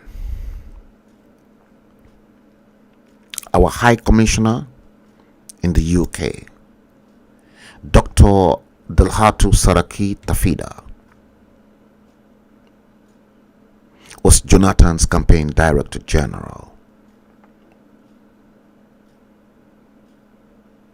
I opposed Jonathan coming back to power in 2011 because Just like Awolowo saw the doom coming on Western Nigeria in 1962, which I've showed you guys.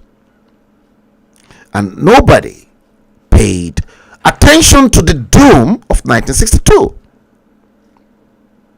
And Chief S.L. Akintola, perhaps in his grave today, is living to regret all the actions he took that Zeke from the east and Tafawa Balewa and Ahmadu Bello in the north used to destroy the western region in 1962. Remember, 1959, the first television station.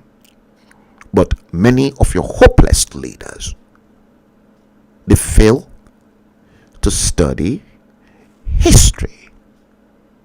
2011, many people said, oh, Mr. Bello, Jonathan will have to do it now. If he doesn't do it, he can never come back again. They used Jonathan, Goodluck Ebele Jonathan. I will confirm to you, and if they burn anybody right, Iki only the right thinking mind inside the Nigerian diaspora, Europe, or Kanuk, Council of Nigerians in the UK. Let them come out and challenge me from Kanuk. Kanuk and Nido are those two political wings, quangos, that the Nigerian government are using in the diaspora. I'm not a member of any of the organizations because I want to be liberal and I want to discharge my duties. Jonathan won that election. He served his term 2011 to 2015. Dame Patience Jonathan nearly got killed. Obasanjo lost Stella in Asorok. Yaradua died in Asorok. 2015-2019, the fifth dispensation. Again, just like Umaru Yaradua, 2007, 2011, 2015, 2019, fifth dispensation, I equally questioned Muhammadu Buhari because they started flaunting you with different images, faces of Buhari, and that's why you've got that red X. And in 2019-2023, again question sixth dispensation. They've provided you with many faces of Muhammadu Buhari.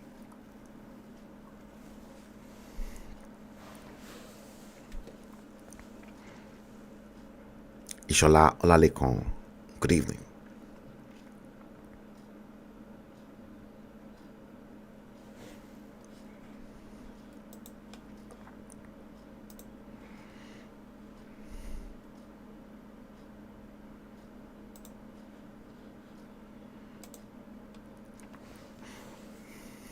Yep. You see that? Misery. You living in misery that long, and you never realized that you all were just living a miserable life. And your hopeless rulers, they continue to deceive you.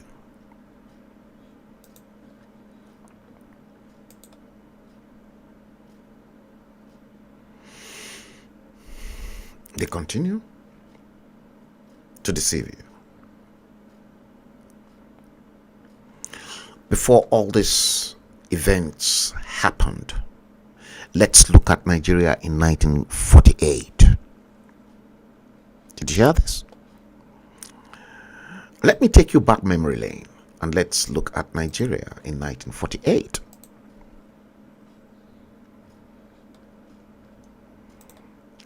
Nigeria in 1948. Some of you who must have missed something today, you have to go back and watch a rebroadcast. Nigeria, 1948. Watch this.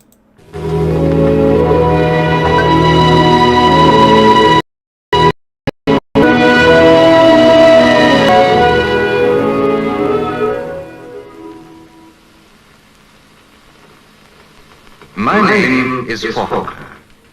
I joined the Nigerian Medical Service. Nigeria, 1948. Partly because I'd always been interested in problems of colonial medicine, and partly, well, I suppose I was attracted by the idea of a new and active life in a developing country. My first introduction to Nigeria was through Lagos, the capital. It's here that the medical headquarters are situated, and here that I met the Director of Medical Services before the beginning of my first tour. The DMS, Dr. Manua, explained the system of decentralization from his headquarters through the regional offices to the districts.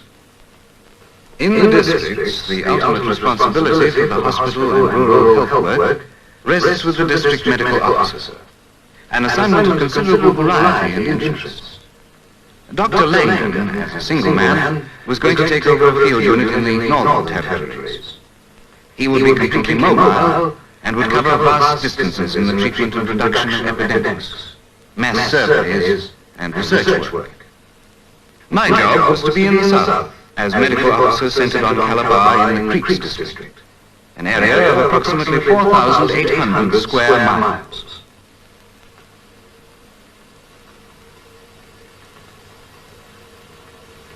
Next day, Dr. Langdon set off on his 600-mile trek north by train.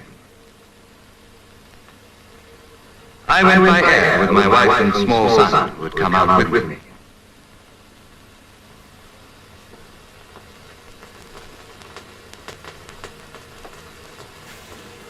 Calabar is the name both of a town and a medical area. The focal point of my work is the General Hospital, St. Margaret's. There are also 5 smaller ancillary hospitals, including units for maternity cases and infectious diseases, and 7 outpatient dispensaries scattered throughout the area.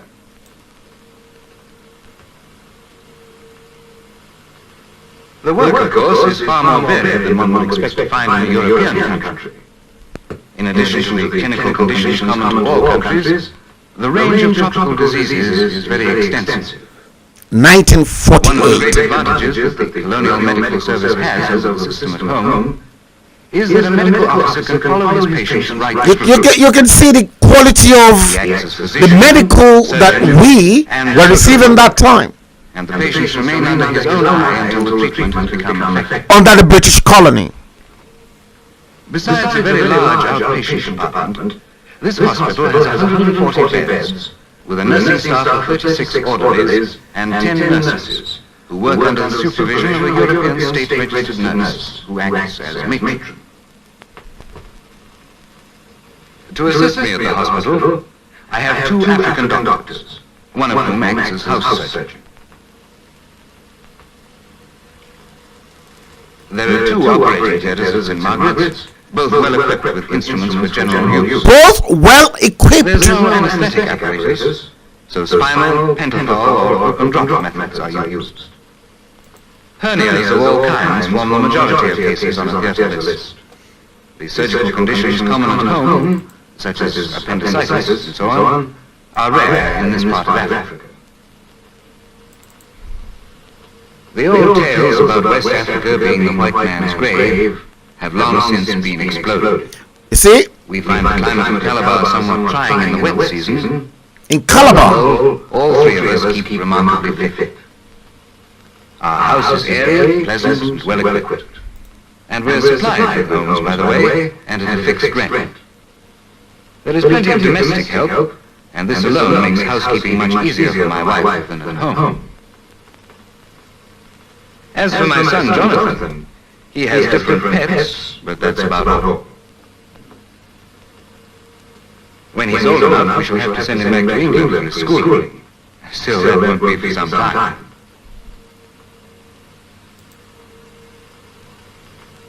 A doctor's life is the same wherever you are, and you can't get away from the job for very long.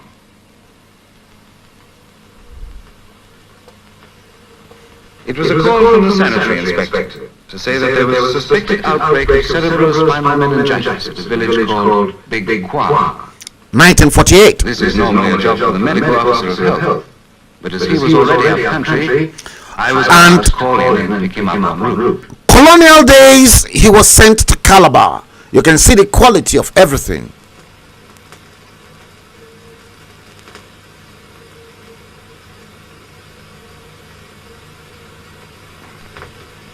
I found the medical officer of health at St. Andrews College, carrying out one of his routine checkups.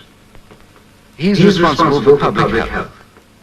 He has 10 qualified African sanitary inspectors to assist him in this work, which is much the same as that of an MOH at home. And you honestly think the white man doesn't want you to progress, and they hate you, and you're blaming the white man for all your predicaments. You're blaming the Queen, you're blaming the British. You're stupid. As soon as we arrived at Big Kwa, we met the chief of the village and learned from him the extent of the outbreak. The district commissioner had already arrived to give what assistance he could. The Blaming the British? in Nigeria are still similar to that of Europe 100 years ago, You see? when community-wide diseases took their toll of the population. A great number of these people have already been rendered anemic by hookworm and malaria. Their resistance is therefore so low that an outbreak soon reaches epidemic proportions. These epidemics usually occur in the dry seasons about Christmas time, the infection being dust-borne. Airborne, dustborne. We commandeered a suitable building for use as an emergency hospital, and also made arrangements for the sick to be brought in straight away from the surrounding area.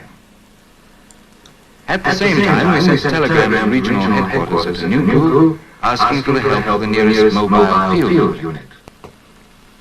Enugu. These units do a great amount of research work out in the bush, and consequently it sometimes takes a day or two for them to get back to their trucks, and so to the scene of an outbreak.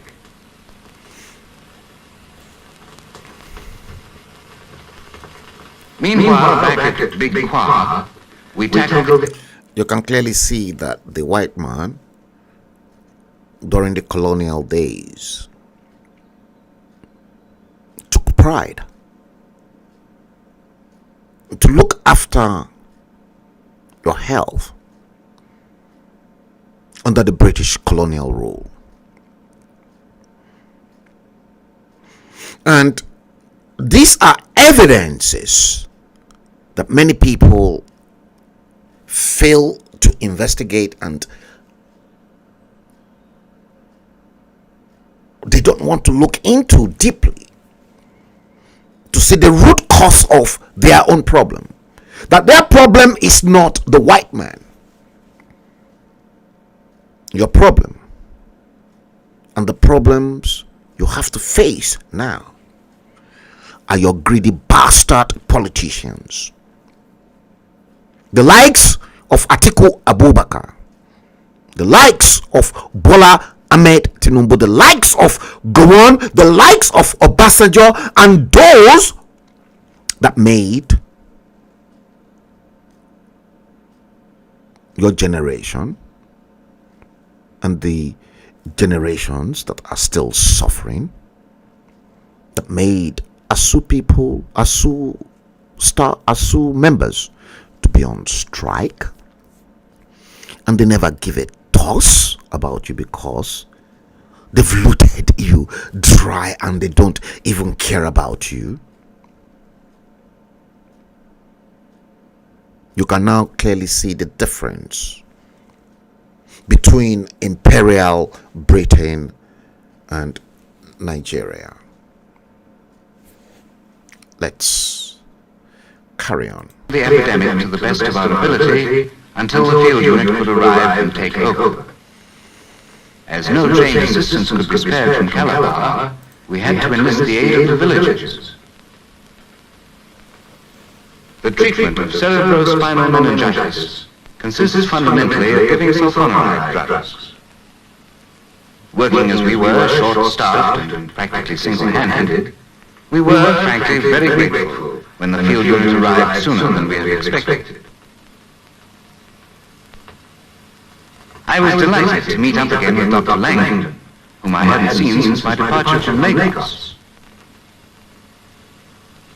Dr. Langdon, with the help of his trained staff, soon had everything in hand, leaving Dr. Freeman and myself free to return to our normal duties. You see the way they were battling outbreaks of diseases in Calabar. Tropical diseases are generally easy to diagnose due to the specific and easily recognizable nature of the organisms.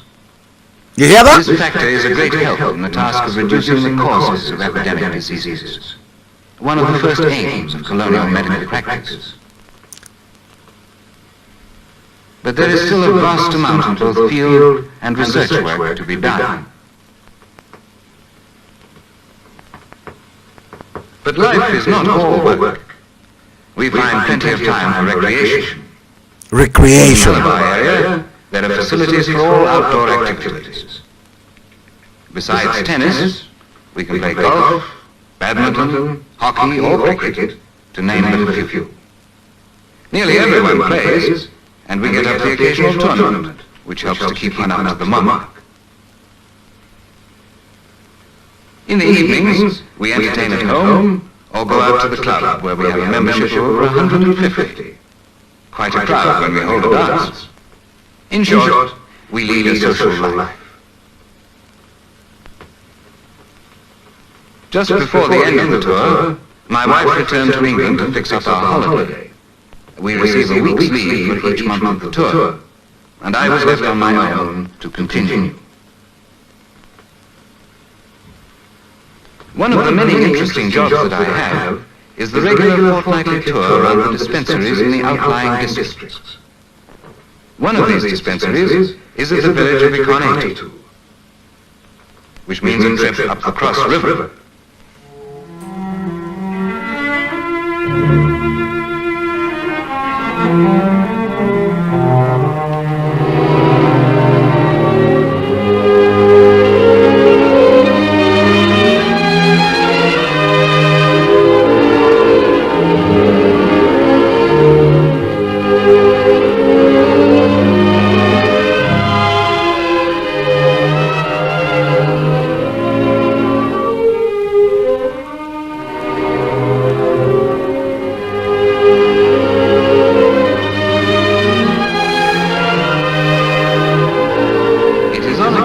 Like these, that one realizes how vast this country is. How vast Nigeria was then. With more tribal communities than there are countries. But for me, the river trip is never long enough. And though the country is still pleasant, the dusty, sandy roads are very trying.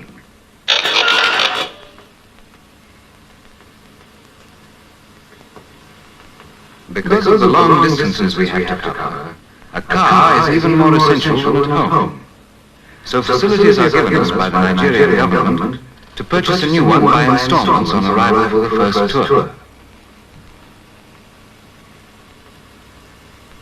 This dispensary, like the other 6 in the area, you can see the car right hand, exactly like Britain. They pay for the drugs and for the salaries. We're coming to that. The dispensaries are for the treatment of minor complaints, ulcers, wounds, scabies, and so on. I inspect the more serious cases, and if necessary, I bring them back to the hospital at Calabar for further treatment. The prejudice against medicine and surgery is disappearing among the Africans, and the desire for European treatment has now outstripped supply. An 18-month tour under these circumstances passes quickly. And the long leaves granted to the personnel of the Colonial Medical Service are well suited for those who wish to increase their already extended knowledge by postgraduate or refresher courses. I have done 3 tours now, and I shall be back for my 4th.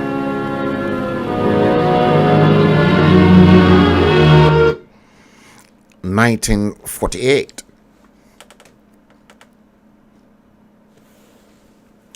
Let me ask. Bola Tinubu ruled Lagos for 8 years. I want someone to please pinpoint to me exactly Bola Ahmed Tinubu's achievements. Please do. You see,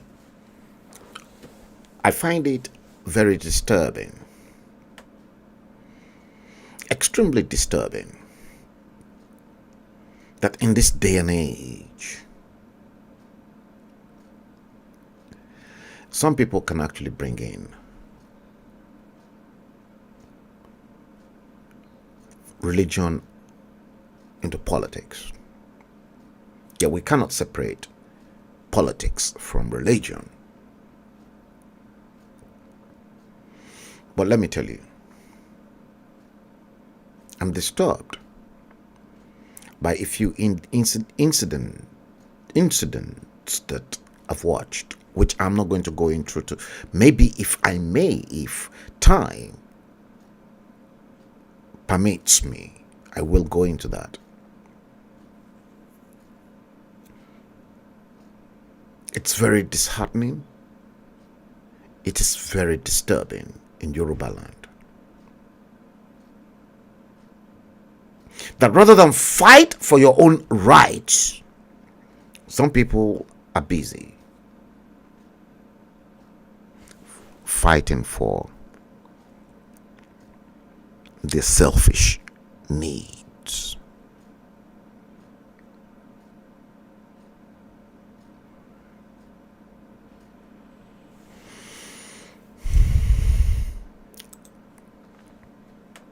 You've watched that. Let me bring this to you, and then you'll see the differences between 1948, Nigeria, and now.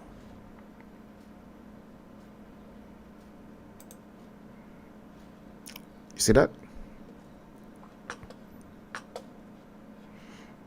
This is the difference. You can clearly see an ambulance in Sabon Wuse, Niger State.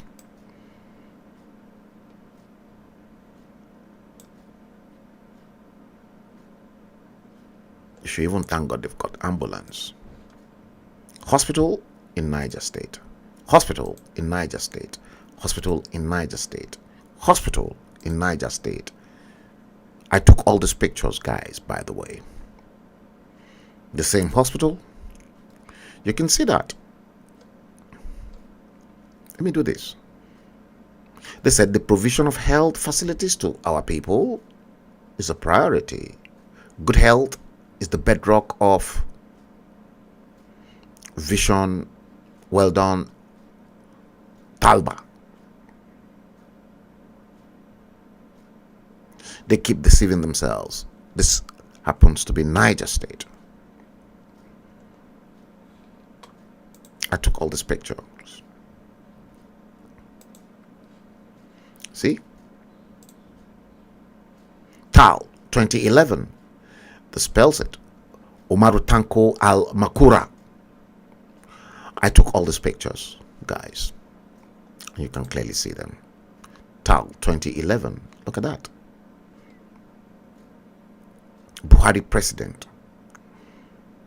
Al Makura, governor, Nasarawa state, 2011. I took all this picture in some of my rounds. Hospital. You see the way drugs? I believe that was antibiotics being dispensed. This is the state of hospital today in northern Nigeria.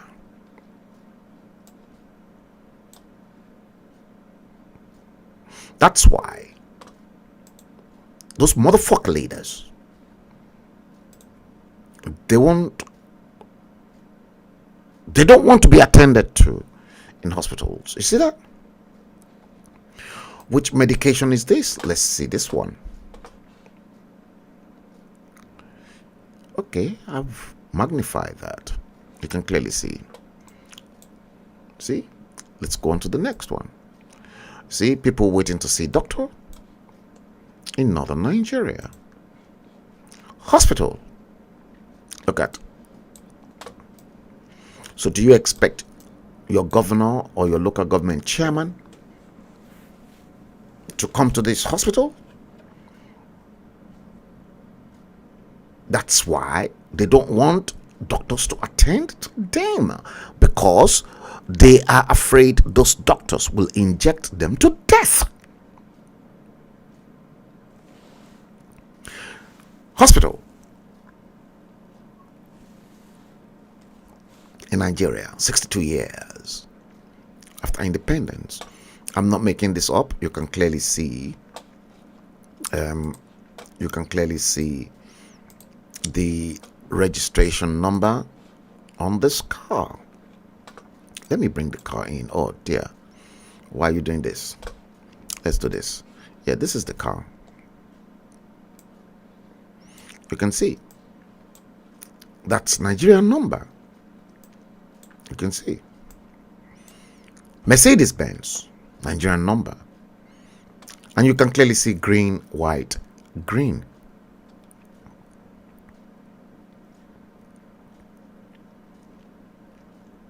Northern Nigeria, and you can clearly see the Nigerian flag, the green, white, green. Yes, you can clearly see that too. Consulting room, perhaps. The nurse, and maybe the doctor trying to give injection. See that? Here we are. Another ambulance. Old Airport Road, Minna, Niger State. You remember I told you I took all these pictures. See? Do you think that man who called himself, as at that time he was governor, chief servant, Aliyu Muazu Babangida, do you think he will want doctors to treat him in this kind of stupid, nasty piece of hospital? See? A newly born child, born into the wrong country of hopeless leaders. It is only God that can look after this baby at the time. Again, the weighing the baby. See?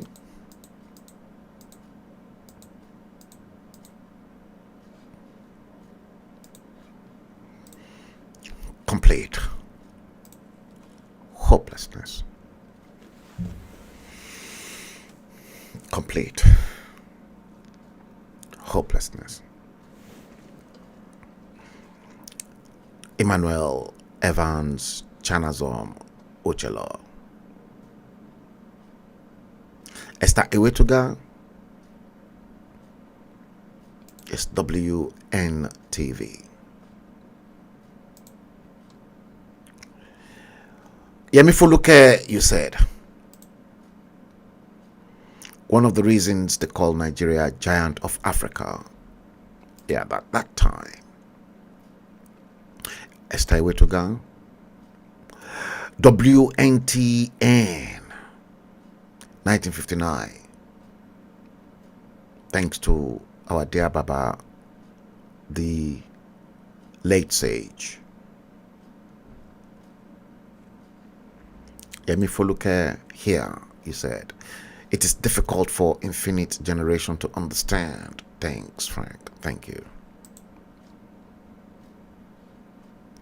Elisha Oyedele,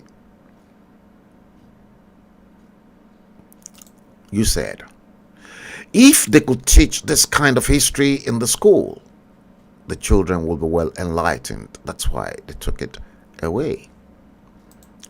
Esther Ewetogan, Redivision Asoro Magbesi, you are absolutely right.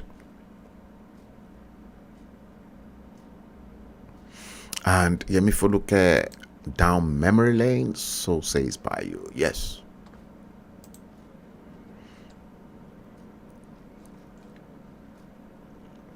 It's difficult. It is tough. Let's do this, and let me I'll begin to wind down very gradually. Very gradually, I'll begin to wind down. But before I do that, let me assure you that it is not just only the Southwest that are clamoring for self-determination. Before we go into the next one, watch the state of your nation 62 years after independence. Watch the Nigerian police force. It is so terrible. Watch this.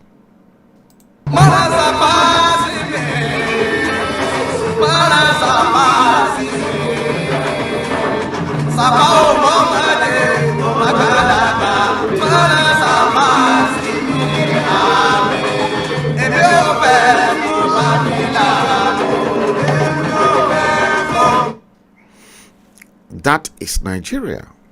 62 years. Your police force, the Nigerian police force, 62 years after independence. This one.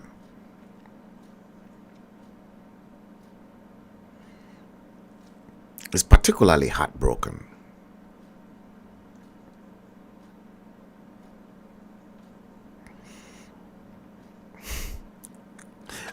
Let me get you this. Fractured Nigeria. That one. Listen to this.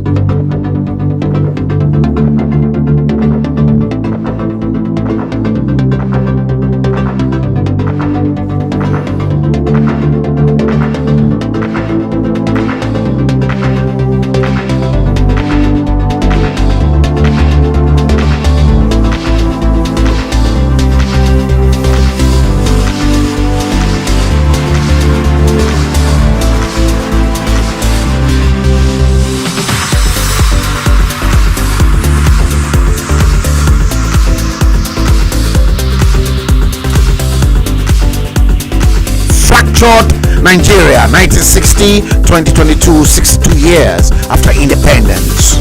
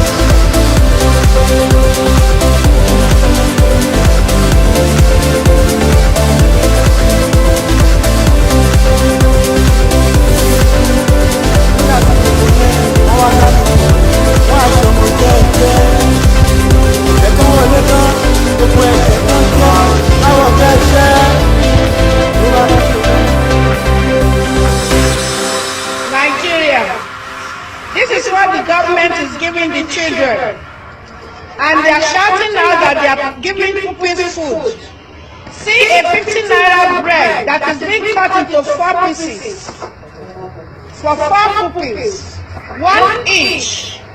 And the funniest thing, this bread that you are looking at, the food seller will go to the school board to go and collect bread, while she will prepare the stew. And she will bring the bread and cut into 4 for each pupils. Now that is the bread. Now let's look at the soup that they are putting onto it. They cannot even prepare the egg or to talk of stew, fish stew. See what they are preparing. Madam, open it, let me see. That is the soup that they are preparing. Can you see? So, madam, put example of what you are going to put to pupils there. Let me see the way you are going to serve it. Okay, can you see? Is this enough to feed a child for a day? And the government will be shouting that they are giving pupils food. Nigerians, it is time for you to raise this out. Let's join hands together to make this country great.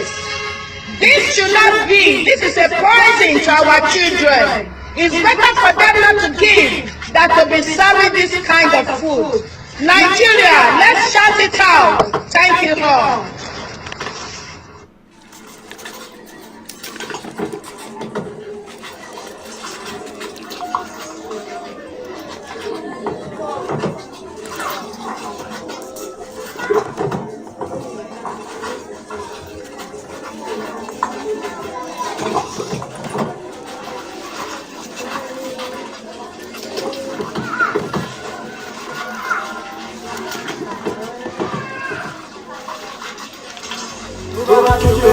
láti kòkò wọn ní kọ́dọ̀ tó lọ bẹ́ẹ̀ wọ́n á ṣẹ̀nu mẹ́rẹ́ kàlọ́kàlọ́ bí nǹkan mi ṣẹ̀nu yẹ làbí tún ti wọlé ta ló dìbò fún màṣọ́ tàbí iná yálé òǹbẹ lórí àjẹ́.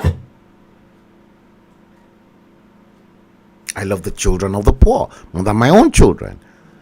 Yes, just text Atiku Abubakar, liar. For more lies, text Atiku Abubakar.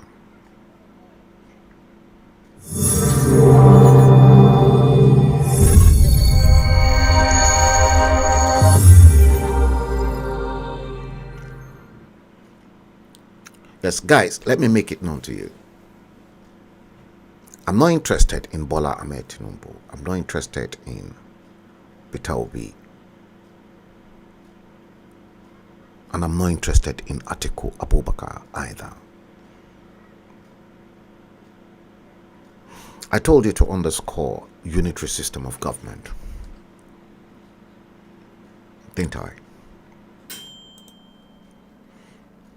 See, this man,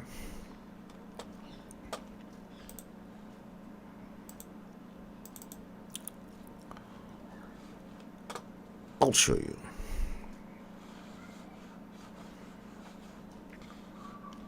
I'll show you this man's picture. And that was the beginning of our problem.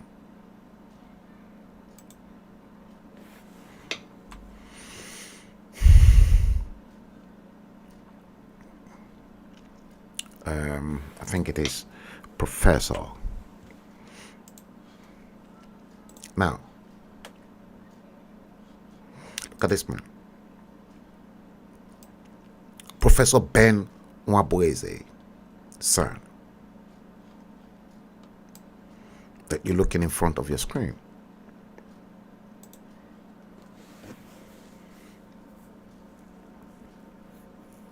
This was the man that helped, assisted Agu Nronse to adopt the unitary system of government.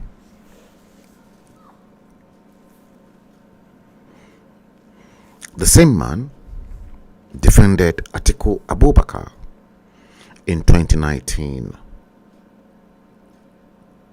general elections result when Atiku challenged that result in the law court. That man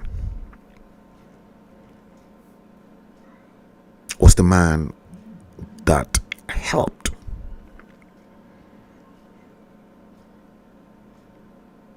General Agued Nronsi.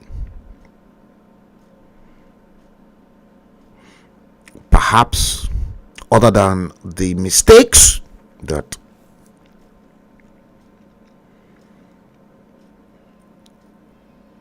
Zeke believed he made, which I will show you the proof. These people knew the problem, but they compounded to the same problem and the mess that we are in today. And guess what? Just like I said, history will not judge any of them well. Some people will die, and you will pray to God for their soul to rot in hell, because whilst they've passed through this plane of existence,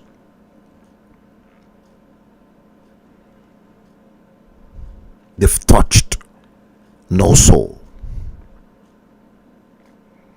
Such is Professor Ben Nwabweze. The legacy I can have of Professor Nwabweze was he was the architect of the destruction of Nigeria.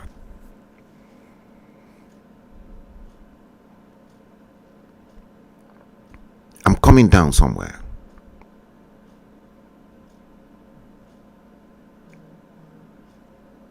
He single-handedly orchestrated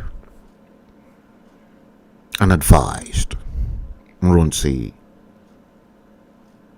to adopt the unitary system of government.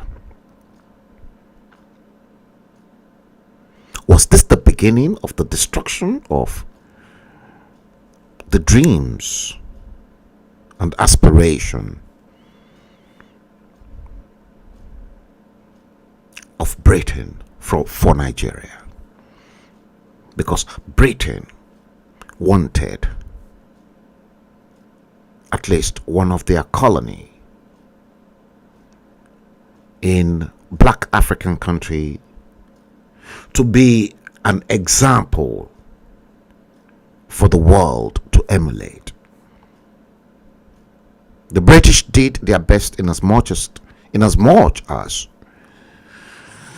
they tried to set tribes apart, but greed and the love of money separated everything, and the British were able to penetrate into that, and they used the power of divide and rule so that they can make their own gains in terms of trade.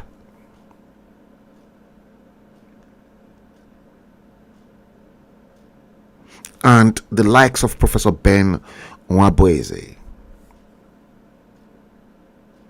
go on, and many of these hopeless, ridiculous leaders are all the same.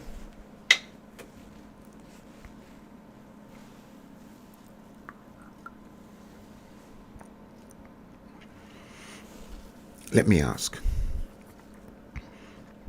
Nigeria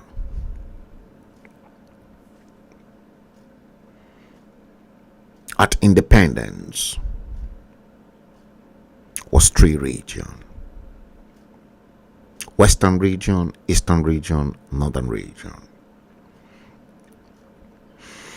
The hatred, I repeat, the hatred from Nnamdi Azikiwe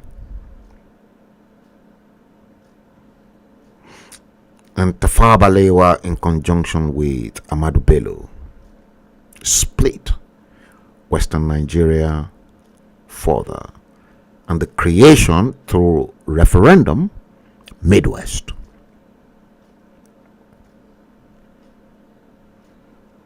When the five major struck,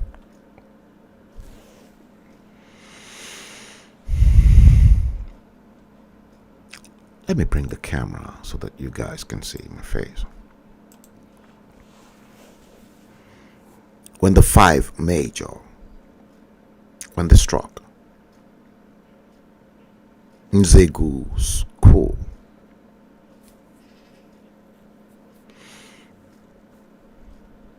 that was the beginning of the destruction.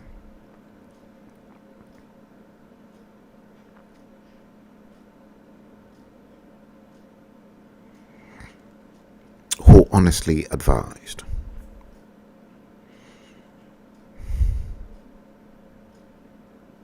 Agu Imrunsi to go for a unitary system of government. That same professor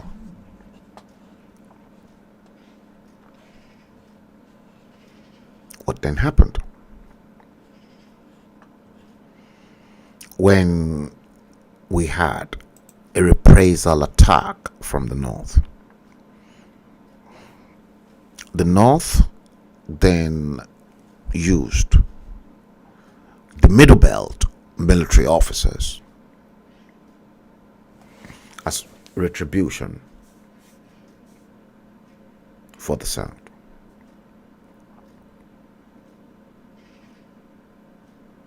And then Gowon subsequently then came to power.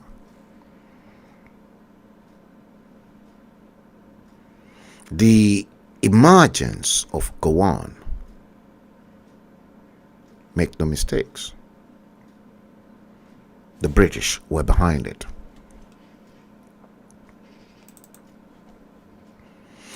And let's hear exactly what this man had to say, because I've got everything lined up for you.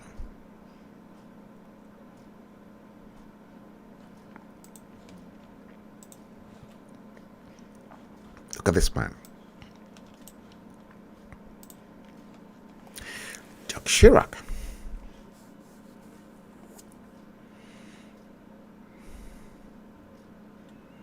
What did Jacques Chirac said? Former French president, when he was alive. Jacques Chirac said, "We bled Africa for 4.5 centuries, 450 years. 1 century equals 100 years. We bled Africa for 4.5 centuries. We looted their raw materials. Then we told lies that Africans are good for nothing.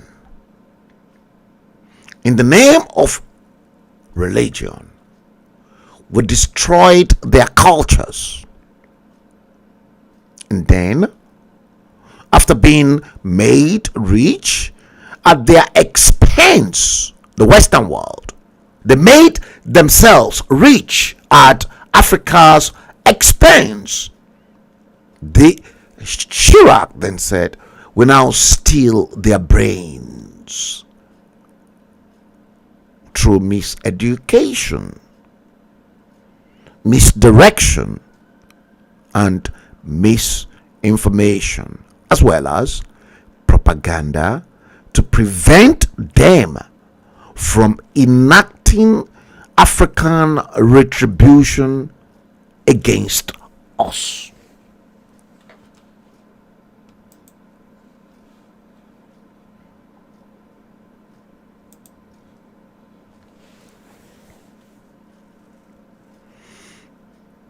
The quotation is in vogue.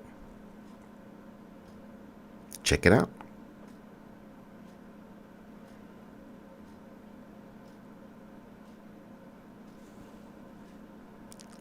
what Jacques Chirac was indirectly saying was they used your own people against you. Your own people will tell you you are inferior.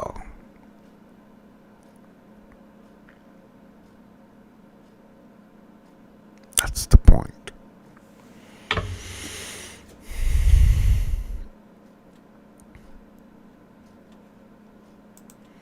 That's exactly the point.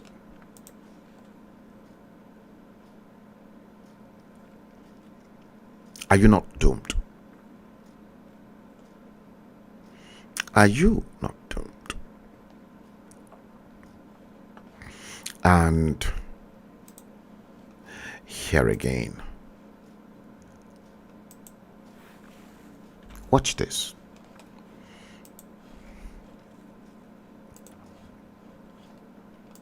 Dr. Michael Okpara said, my greatest political blunder. What was that greatest political blunder? And I shall regret to my dying day having taken part to advise Zeke not to form alliance with Chief Awolowo. And this was published in The Nation, 8 November 1980. Guys,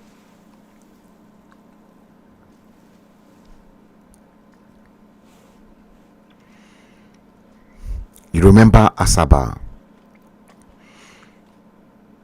when Awo was meant to meet with Zeke, when Zeke, I did make mention of that earlier on, Zeke of NCNC won the election, but it was a hung parliament. He failed to secure enough votes to form parliament. Action Group came second. Northern People's Congress, MPC, led by Tafawa Balewa and Sadarona of Sokoto, Ahmadu Bello, came third. Two Southerners should have formed alliance to defeat the Fulani oligarch. Dr. Michael Okpara, as a greedy bastard, and this kind of people, I'll pray for heavens to let their soul rot in hell.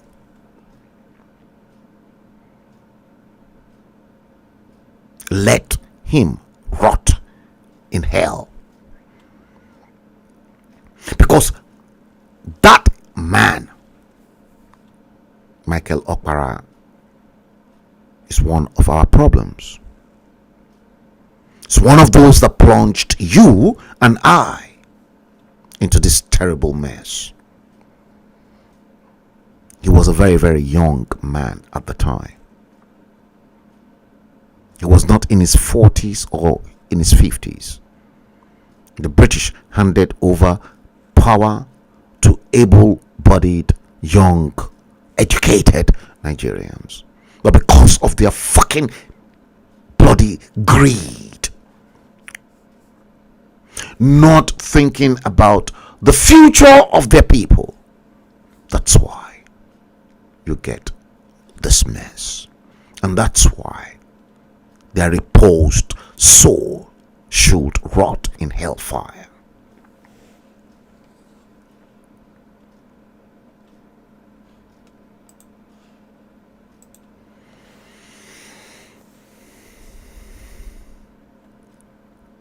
Oh yes.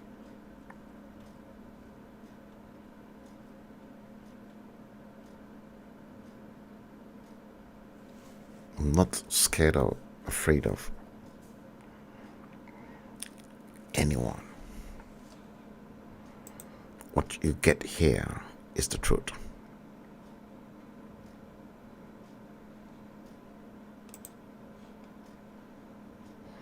Not scared of no one.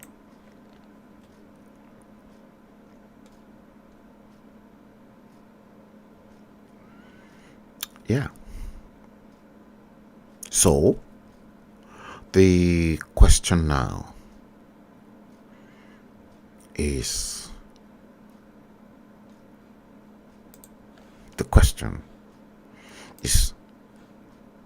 since Professor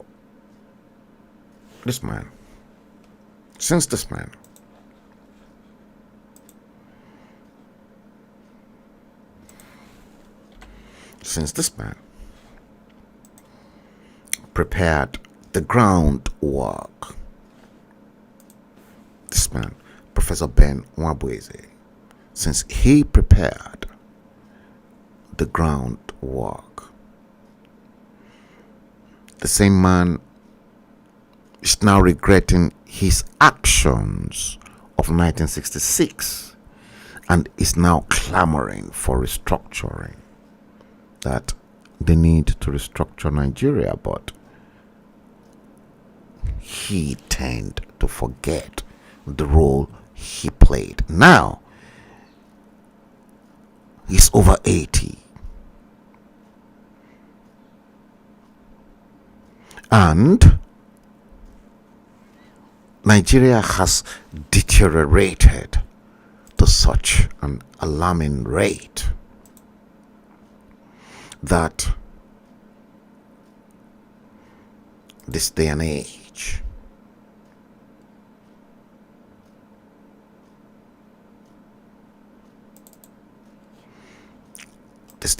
let me show you this.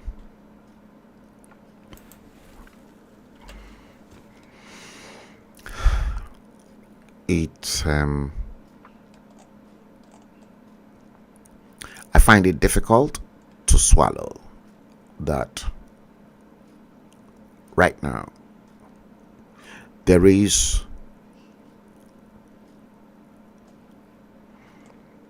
a child. I'm trying to look for that picture, guys, before we come back into this. I found it. Look at this picture.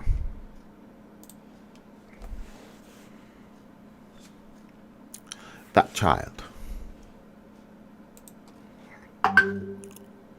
was kidnapped.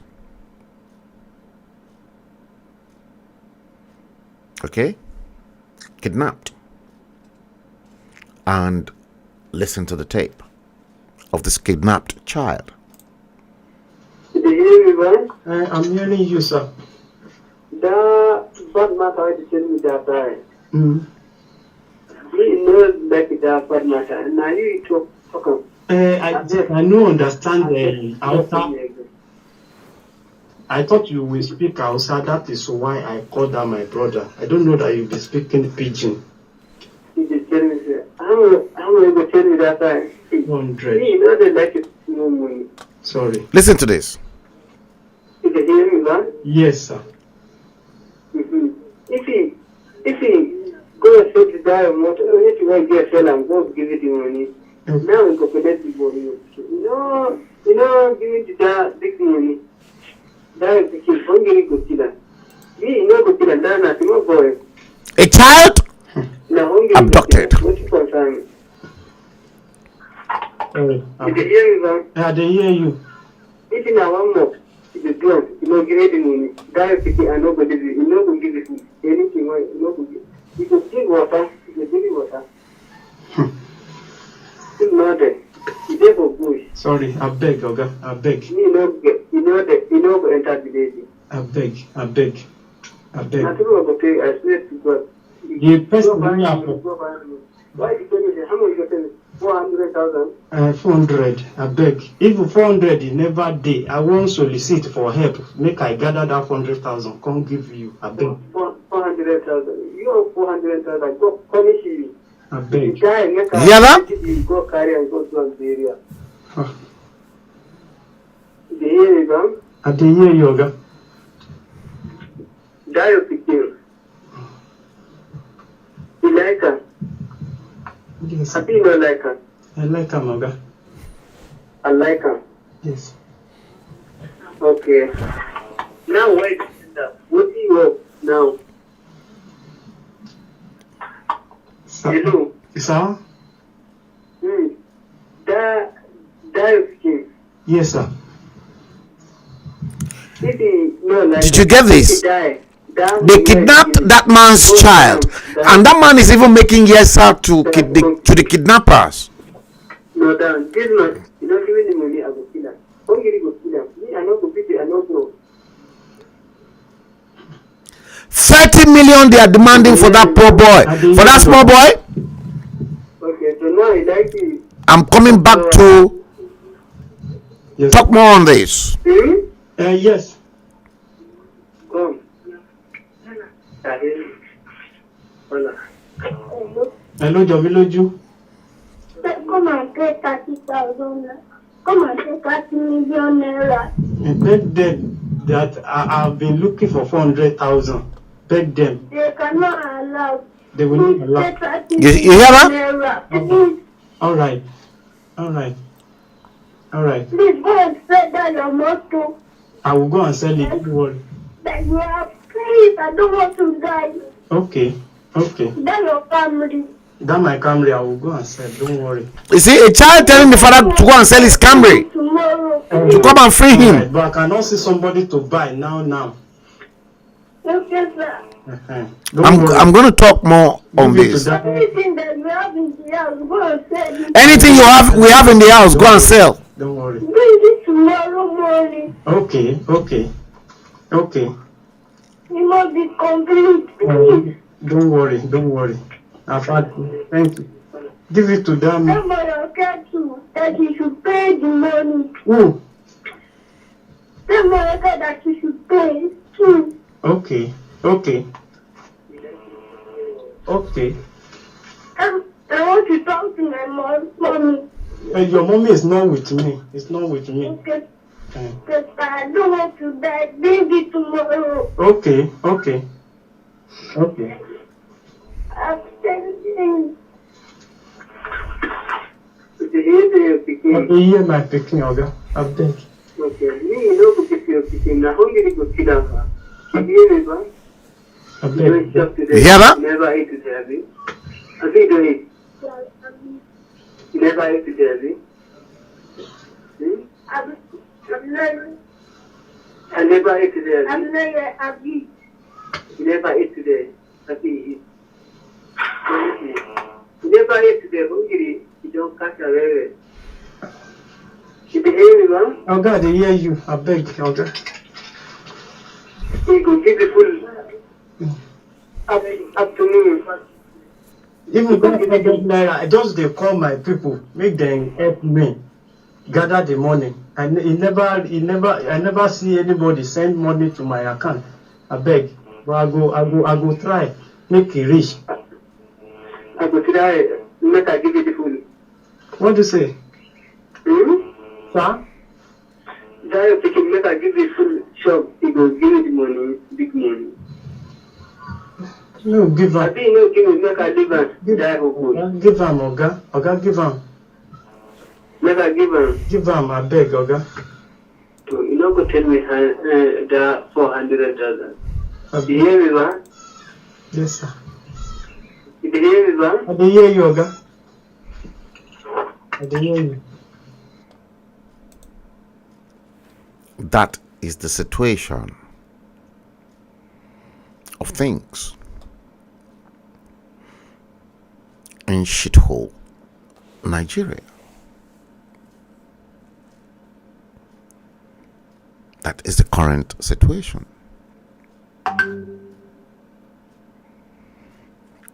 Terrorist telling abducted parent child what they hope to do. Now, I want to take this a step further. What if that parent is a supporter of Bola Ahmed Tinubu and he was probably one of those that's been blah blah blah blah blah about everything we've been saying about Bola Ahmed Tinubu, that fight for Yoruba land. What you call now? Me more, me consort on you. I'm just saying my own. Tí o buy T-coin, èmi ò ní ọmọ ní Nigeria. For your information, mi ò ní ọmọ tó máa adopt. It can come to you tomorrow too. I've never seen this kind of malpractices in my entire whole life. This is the first time. And these were the things I saw that many people did not see. And you still believe in your Bola Ahmed Tinubu. They will kill him. The Fulanis will kill Bola Ahmed Tinubu. And I am going to say it, and I will continue to say it, that they will kill him. It's no good for them.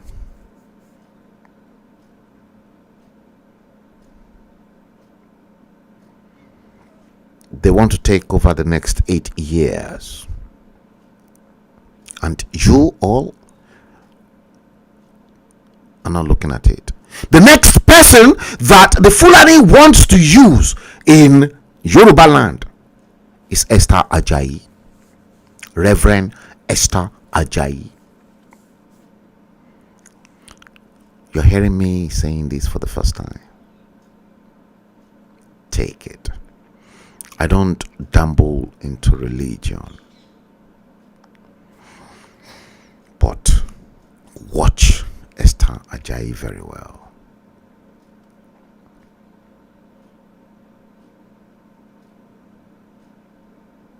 Esther Ajayi is not a woman of God. I've seen her nakedness.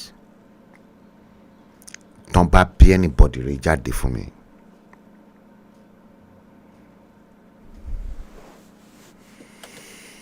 Did you hear this? I'm not scared of no one.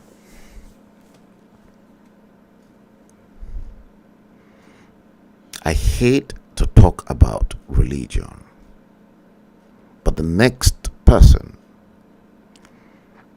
the next closest person they want to use, they are unable to use Tunde Bakare. Tunde Bakare, too intelligent for them.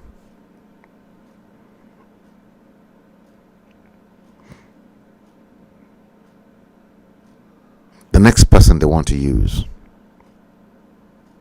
in Yoruba land, I'm telling you today, I'm acting simply on divine inspiration. It's Esther Ajayi. Esther Ajayi invited MC Oluomo to his church. To her church. Esther Ajayi, I said it, invited Killer MC Oluomo to her church. Why can't Esther Ajayi separate the work of God from politics? Why is Esther Ajayi mixing politics with God's work? Woe betide you that call white black and black white.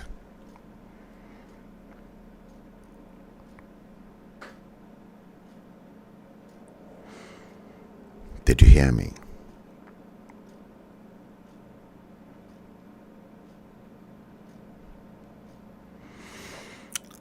I don't think I'm going to see a situation whereby MC Oluomo will go to Pastor Adeboye or to go to Pastor Tunde Bakare, in as much as I've got different views and opinions about them.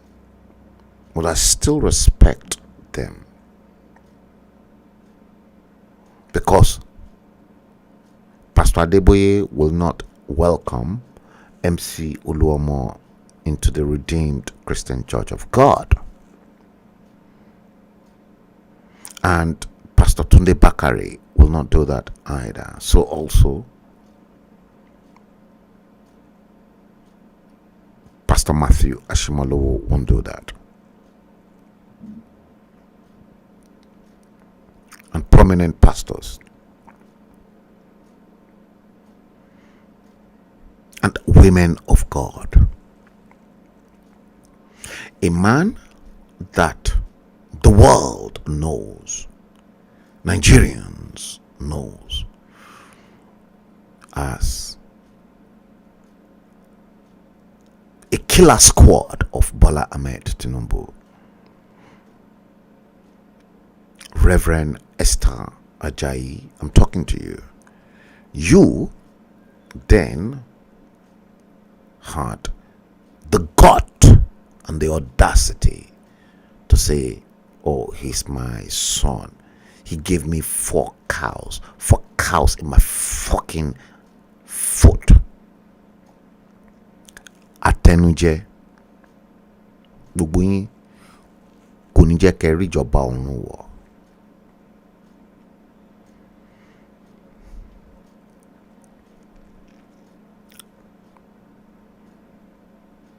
So MC Oluomo ti di ọmọ ẹ̀ Esther Ajayi.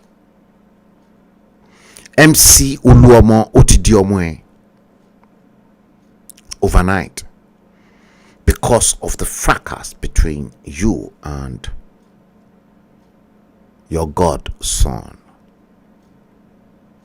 Genesis. I'm not taking side. I'm not a Genesis fan or fanatics. And I'm not Esther Ajayi's fanatic either.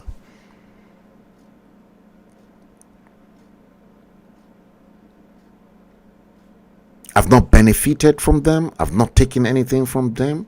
But truth has to be told. The truth, the whole truth, and nothing but the truth.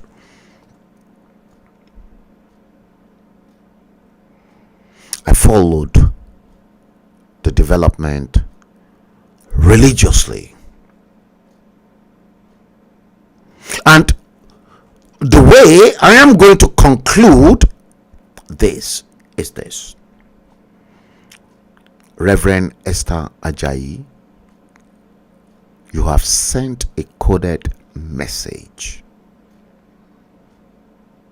to Genesis that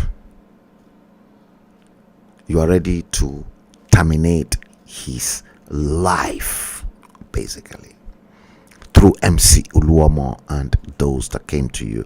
And you were even glad you handed MC Oluomo to Obasanjo. You don't know Obasanjo, Esther Ajayi. You don't know that man.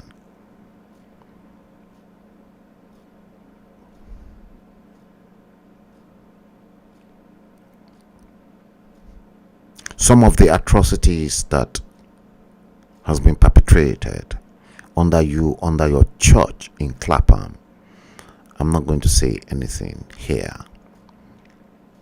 If you think I don't know you, I know you. Let's keep it on the wraps for future revelation. Guys, 3 hours, 20 minutes. 3 hours, 20 minutes. Episode 199 of The Bleeding Edge.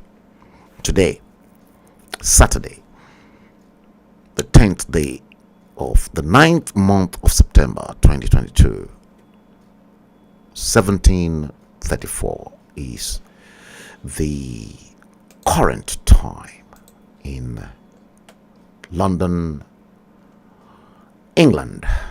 And let's do it this way. Should I? Where is it? Where are you? Where are you? Where are you? I'm looking for you, actually. Okay, guys, hold on.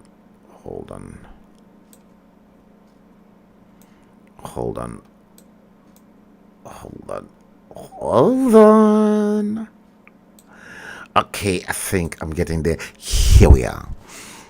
Today, guys, Saturday, the 10th day of the 9th month of September, the Ember month.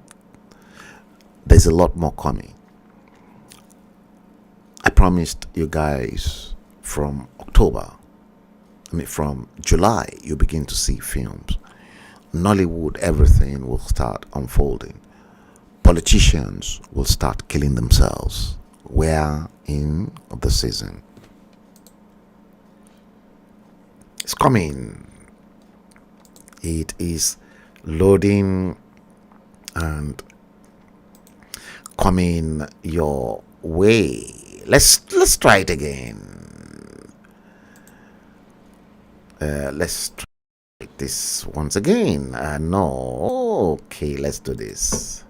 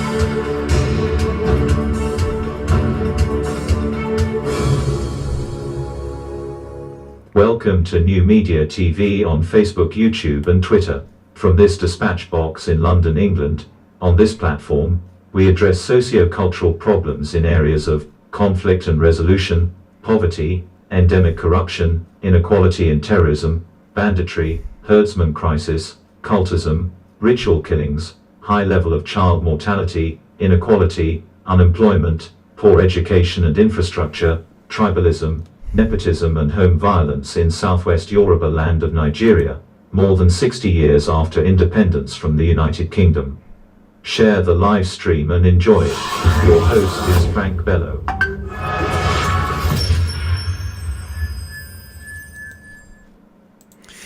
Yes, you have to share the live stream because some people are dying to have this information at their disposal. make no mistakes, the whole idea of Reverend Esther Ajayi inviting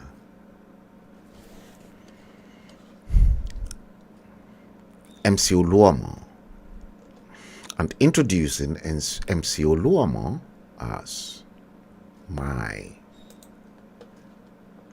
child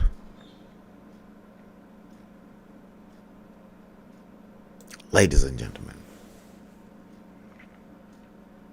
is to tell Genesis to shut up, that if you don't shut your mouth, you'll be terminated.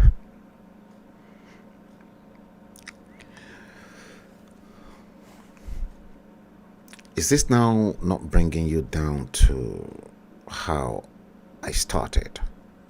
That the life you live determines how you will come back into your reincarnation cycle. They're not Esther Ewetoga, they're not human. I have nothing, and I repeat, I have no dealings with Genesis, and I have no dealings with Reverend Esther Ajayi. No dealings with any of them. But let me warn Reverend Esther Ajayi, don't touch Genesis. I don't get involved in such a thing.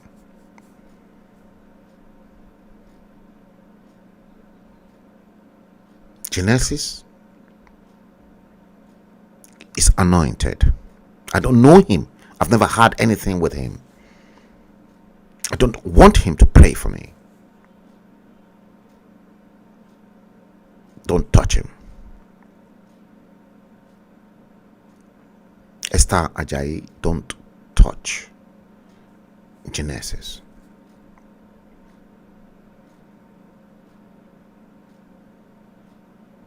Stay in your lane. Esther Ajayi, stay in your darkness. The darkness is ruling over you. Don't touch Genesis. Don't touch him. That's why I came and I spelt the physical, spiritual being of Her Majesty. And you can now picture where this is now going to put us to an end. Esther Ajayi, if anything happens to Genesis, your church and everything will crumble.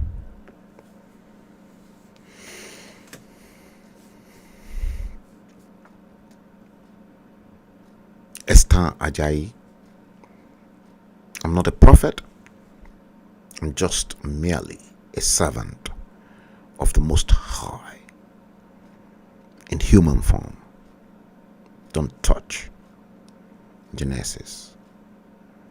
I've not said anything about this.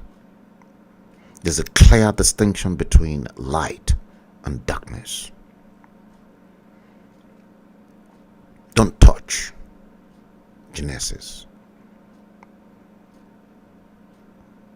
Leave that man alone. If you want your agents of darkness, Esther Ajayi, to continue to rule you, leave light alone. You touch him, everything about you will crumble. Guys, on this note, let's bring episode 199 to an end. Perhaps tomorrow, if God wants it to be that way, yes, we will deal with issue 200. Once again, this episode I have devoted to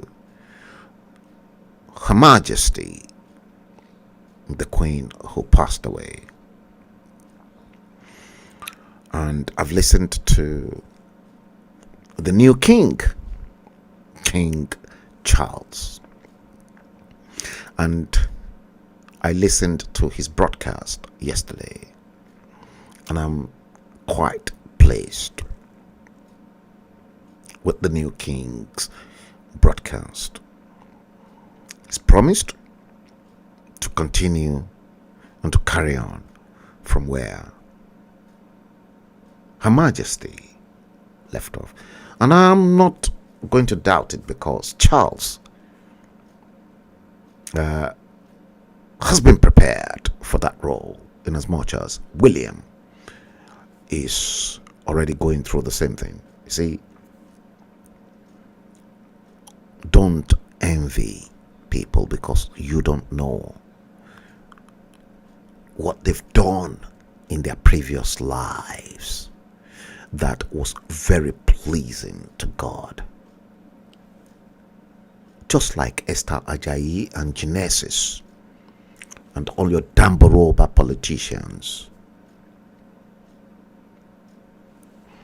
Look at your individual lives and begin to think about the reincarnation cycle. Let's bring episode 199 to an end. The time in London is 1746. Today, Saturday, 10th day of the 9th month of September 2022. It is 3 hours 32 minutes. I've been streaming. Let's do it once again. Click the like, the following button, and subscribe to our YouTube channel. Love, Doris. Unfortunately, you have to watch this all from the beginning. We're just coming in. Yes, let's do it.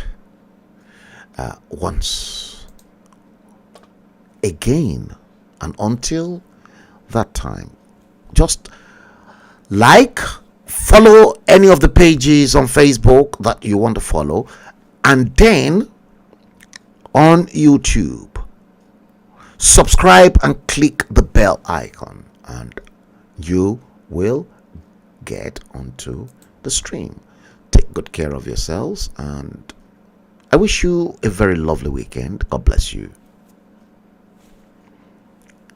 Good night.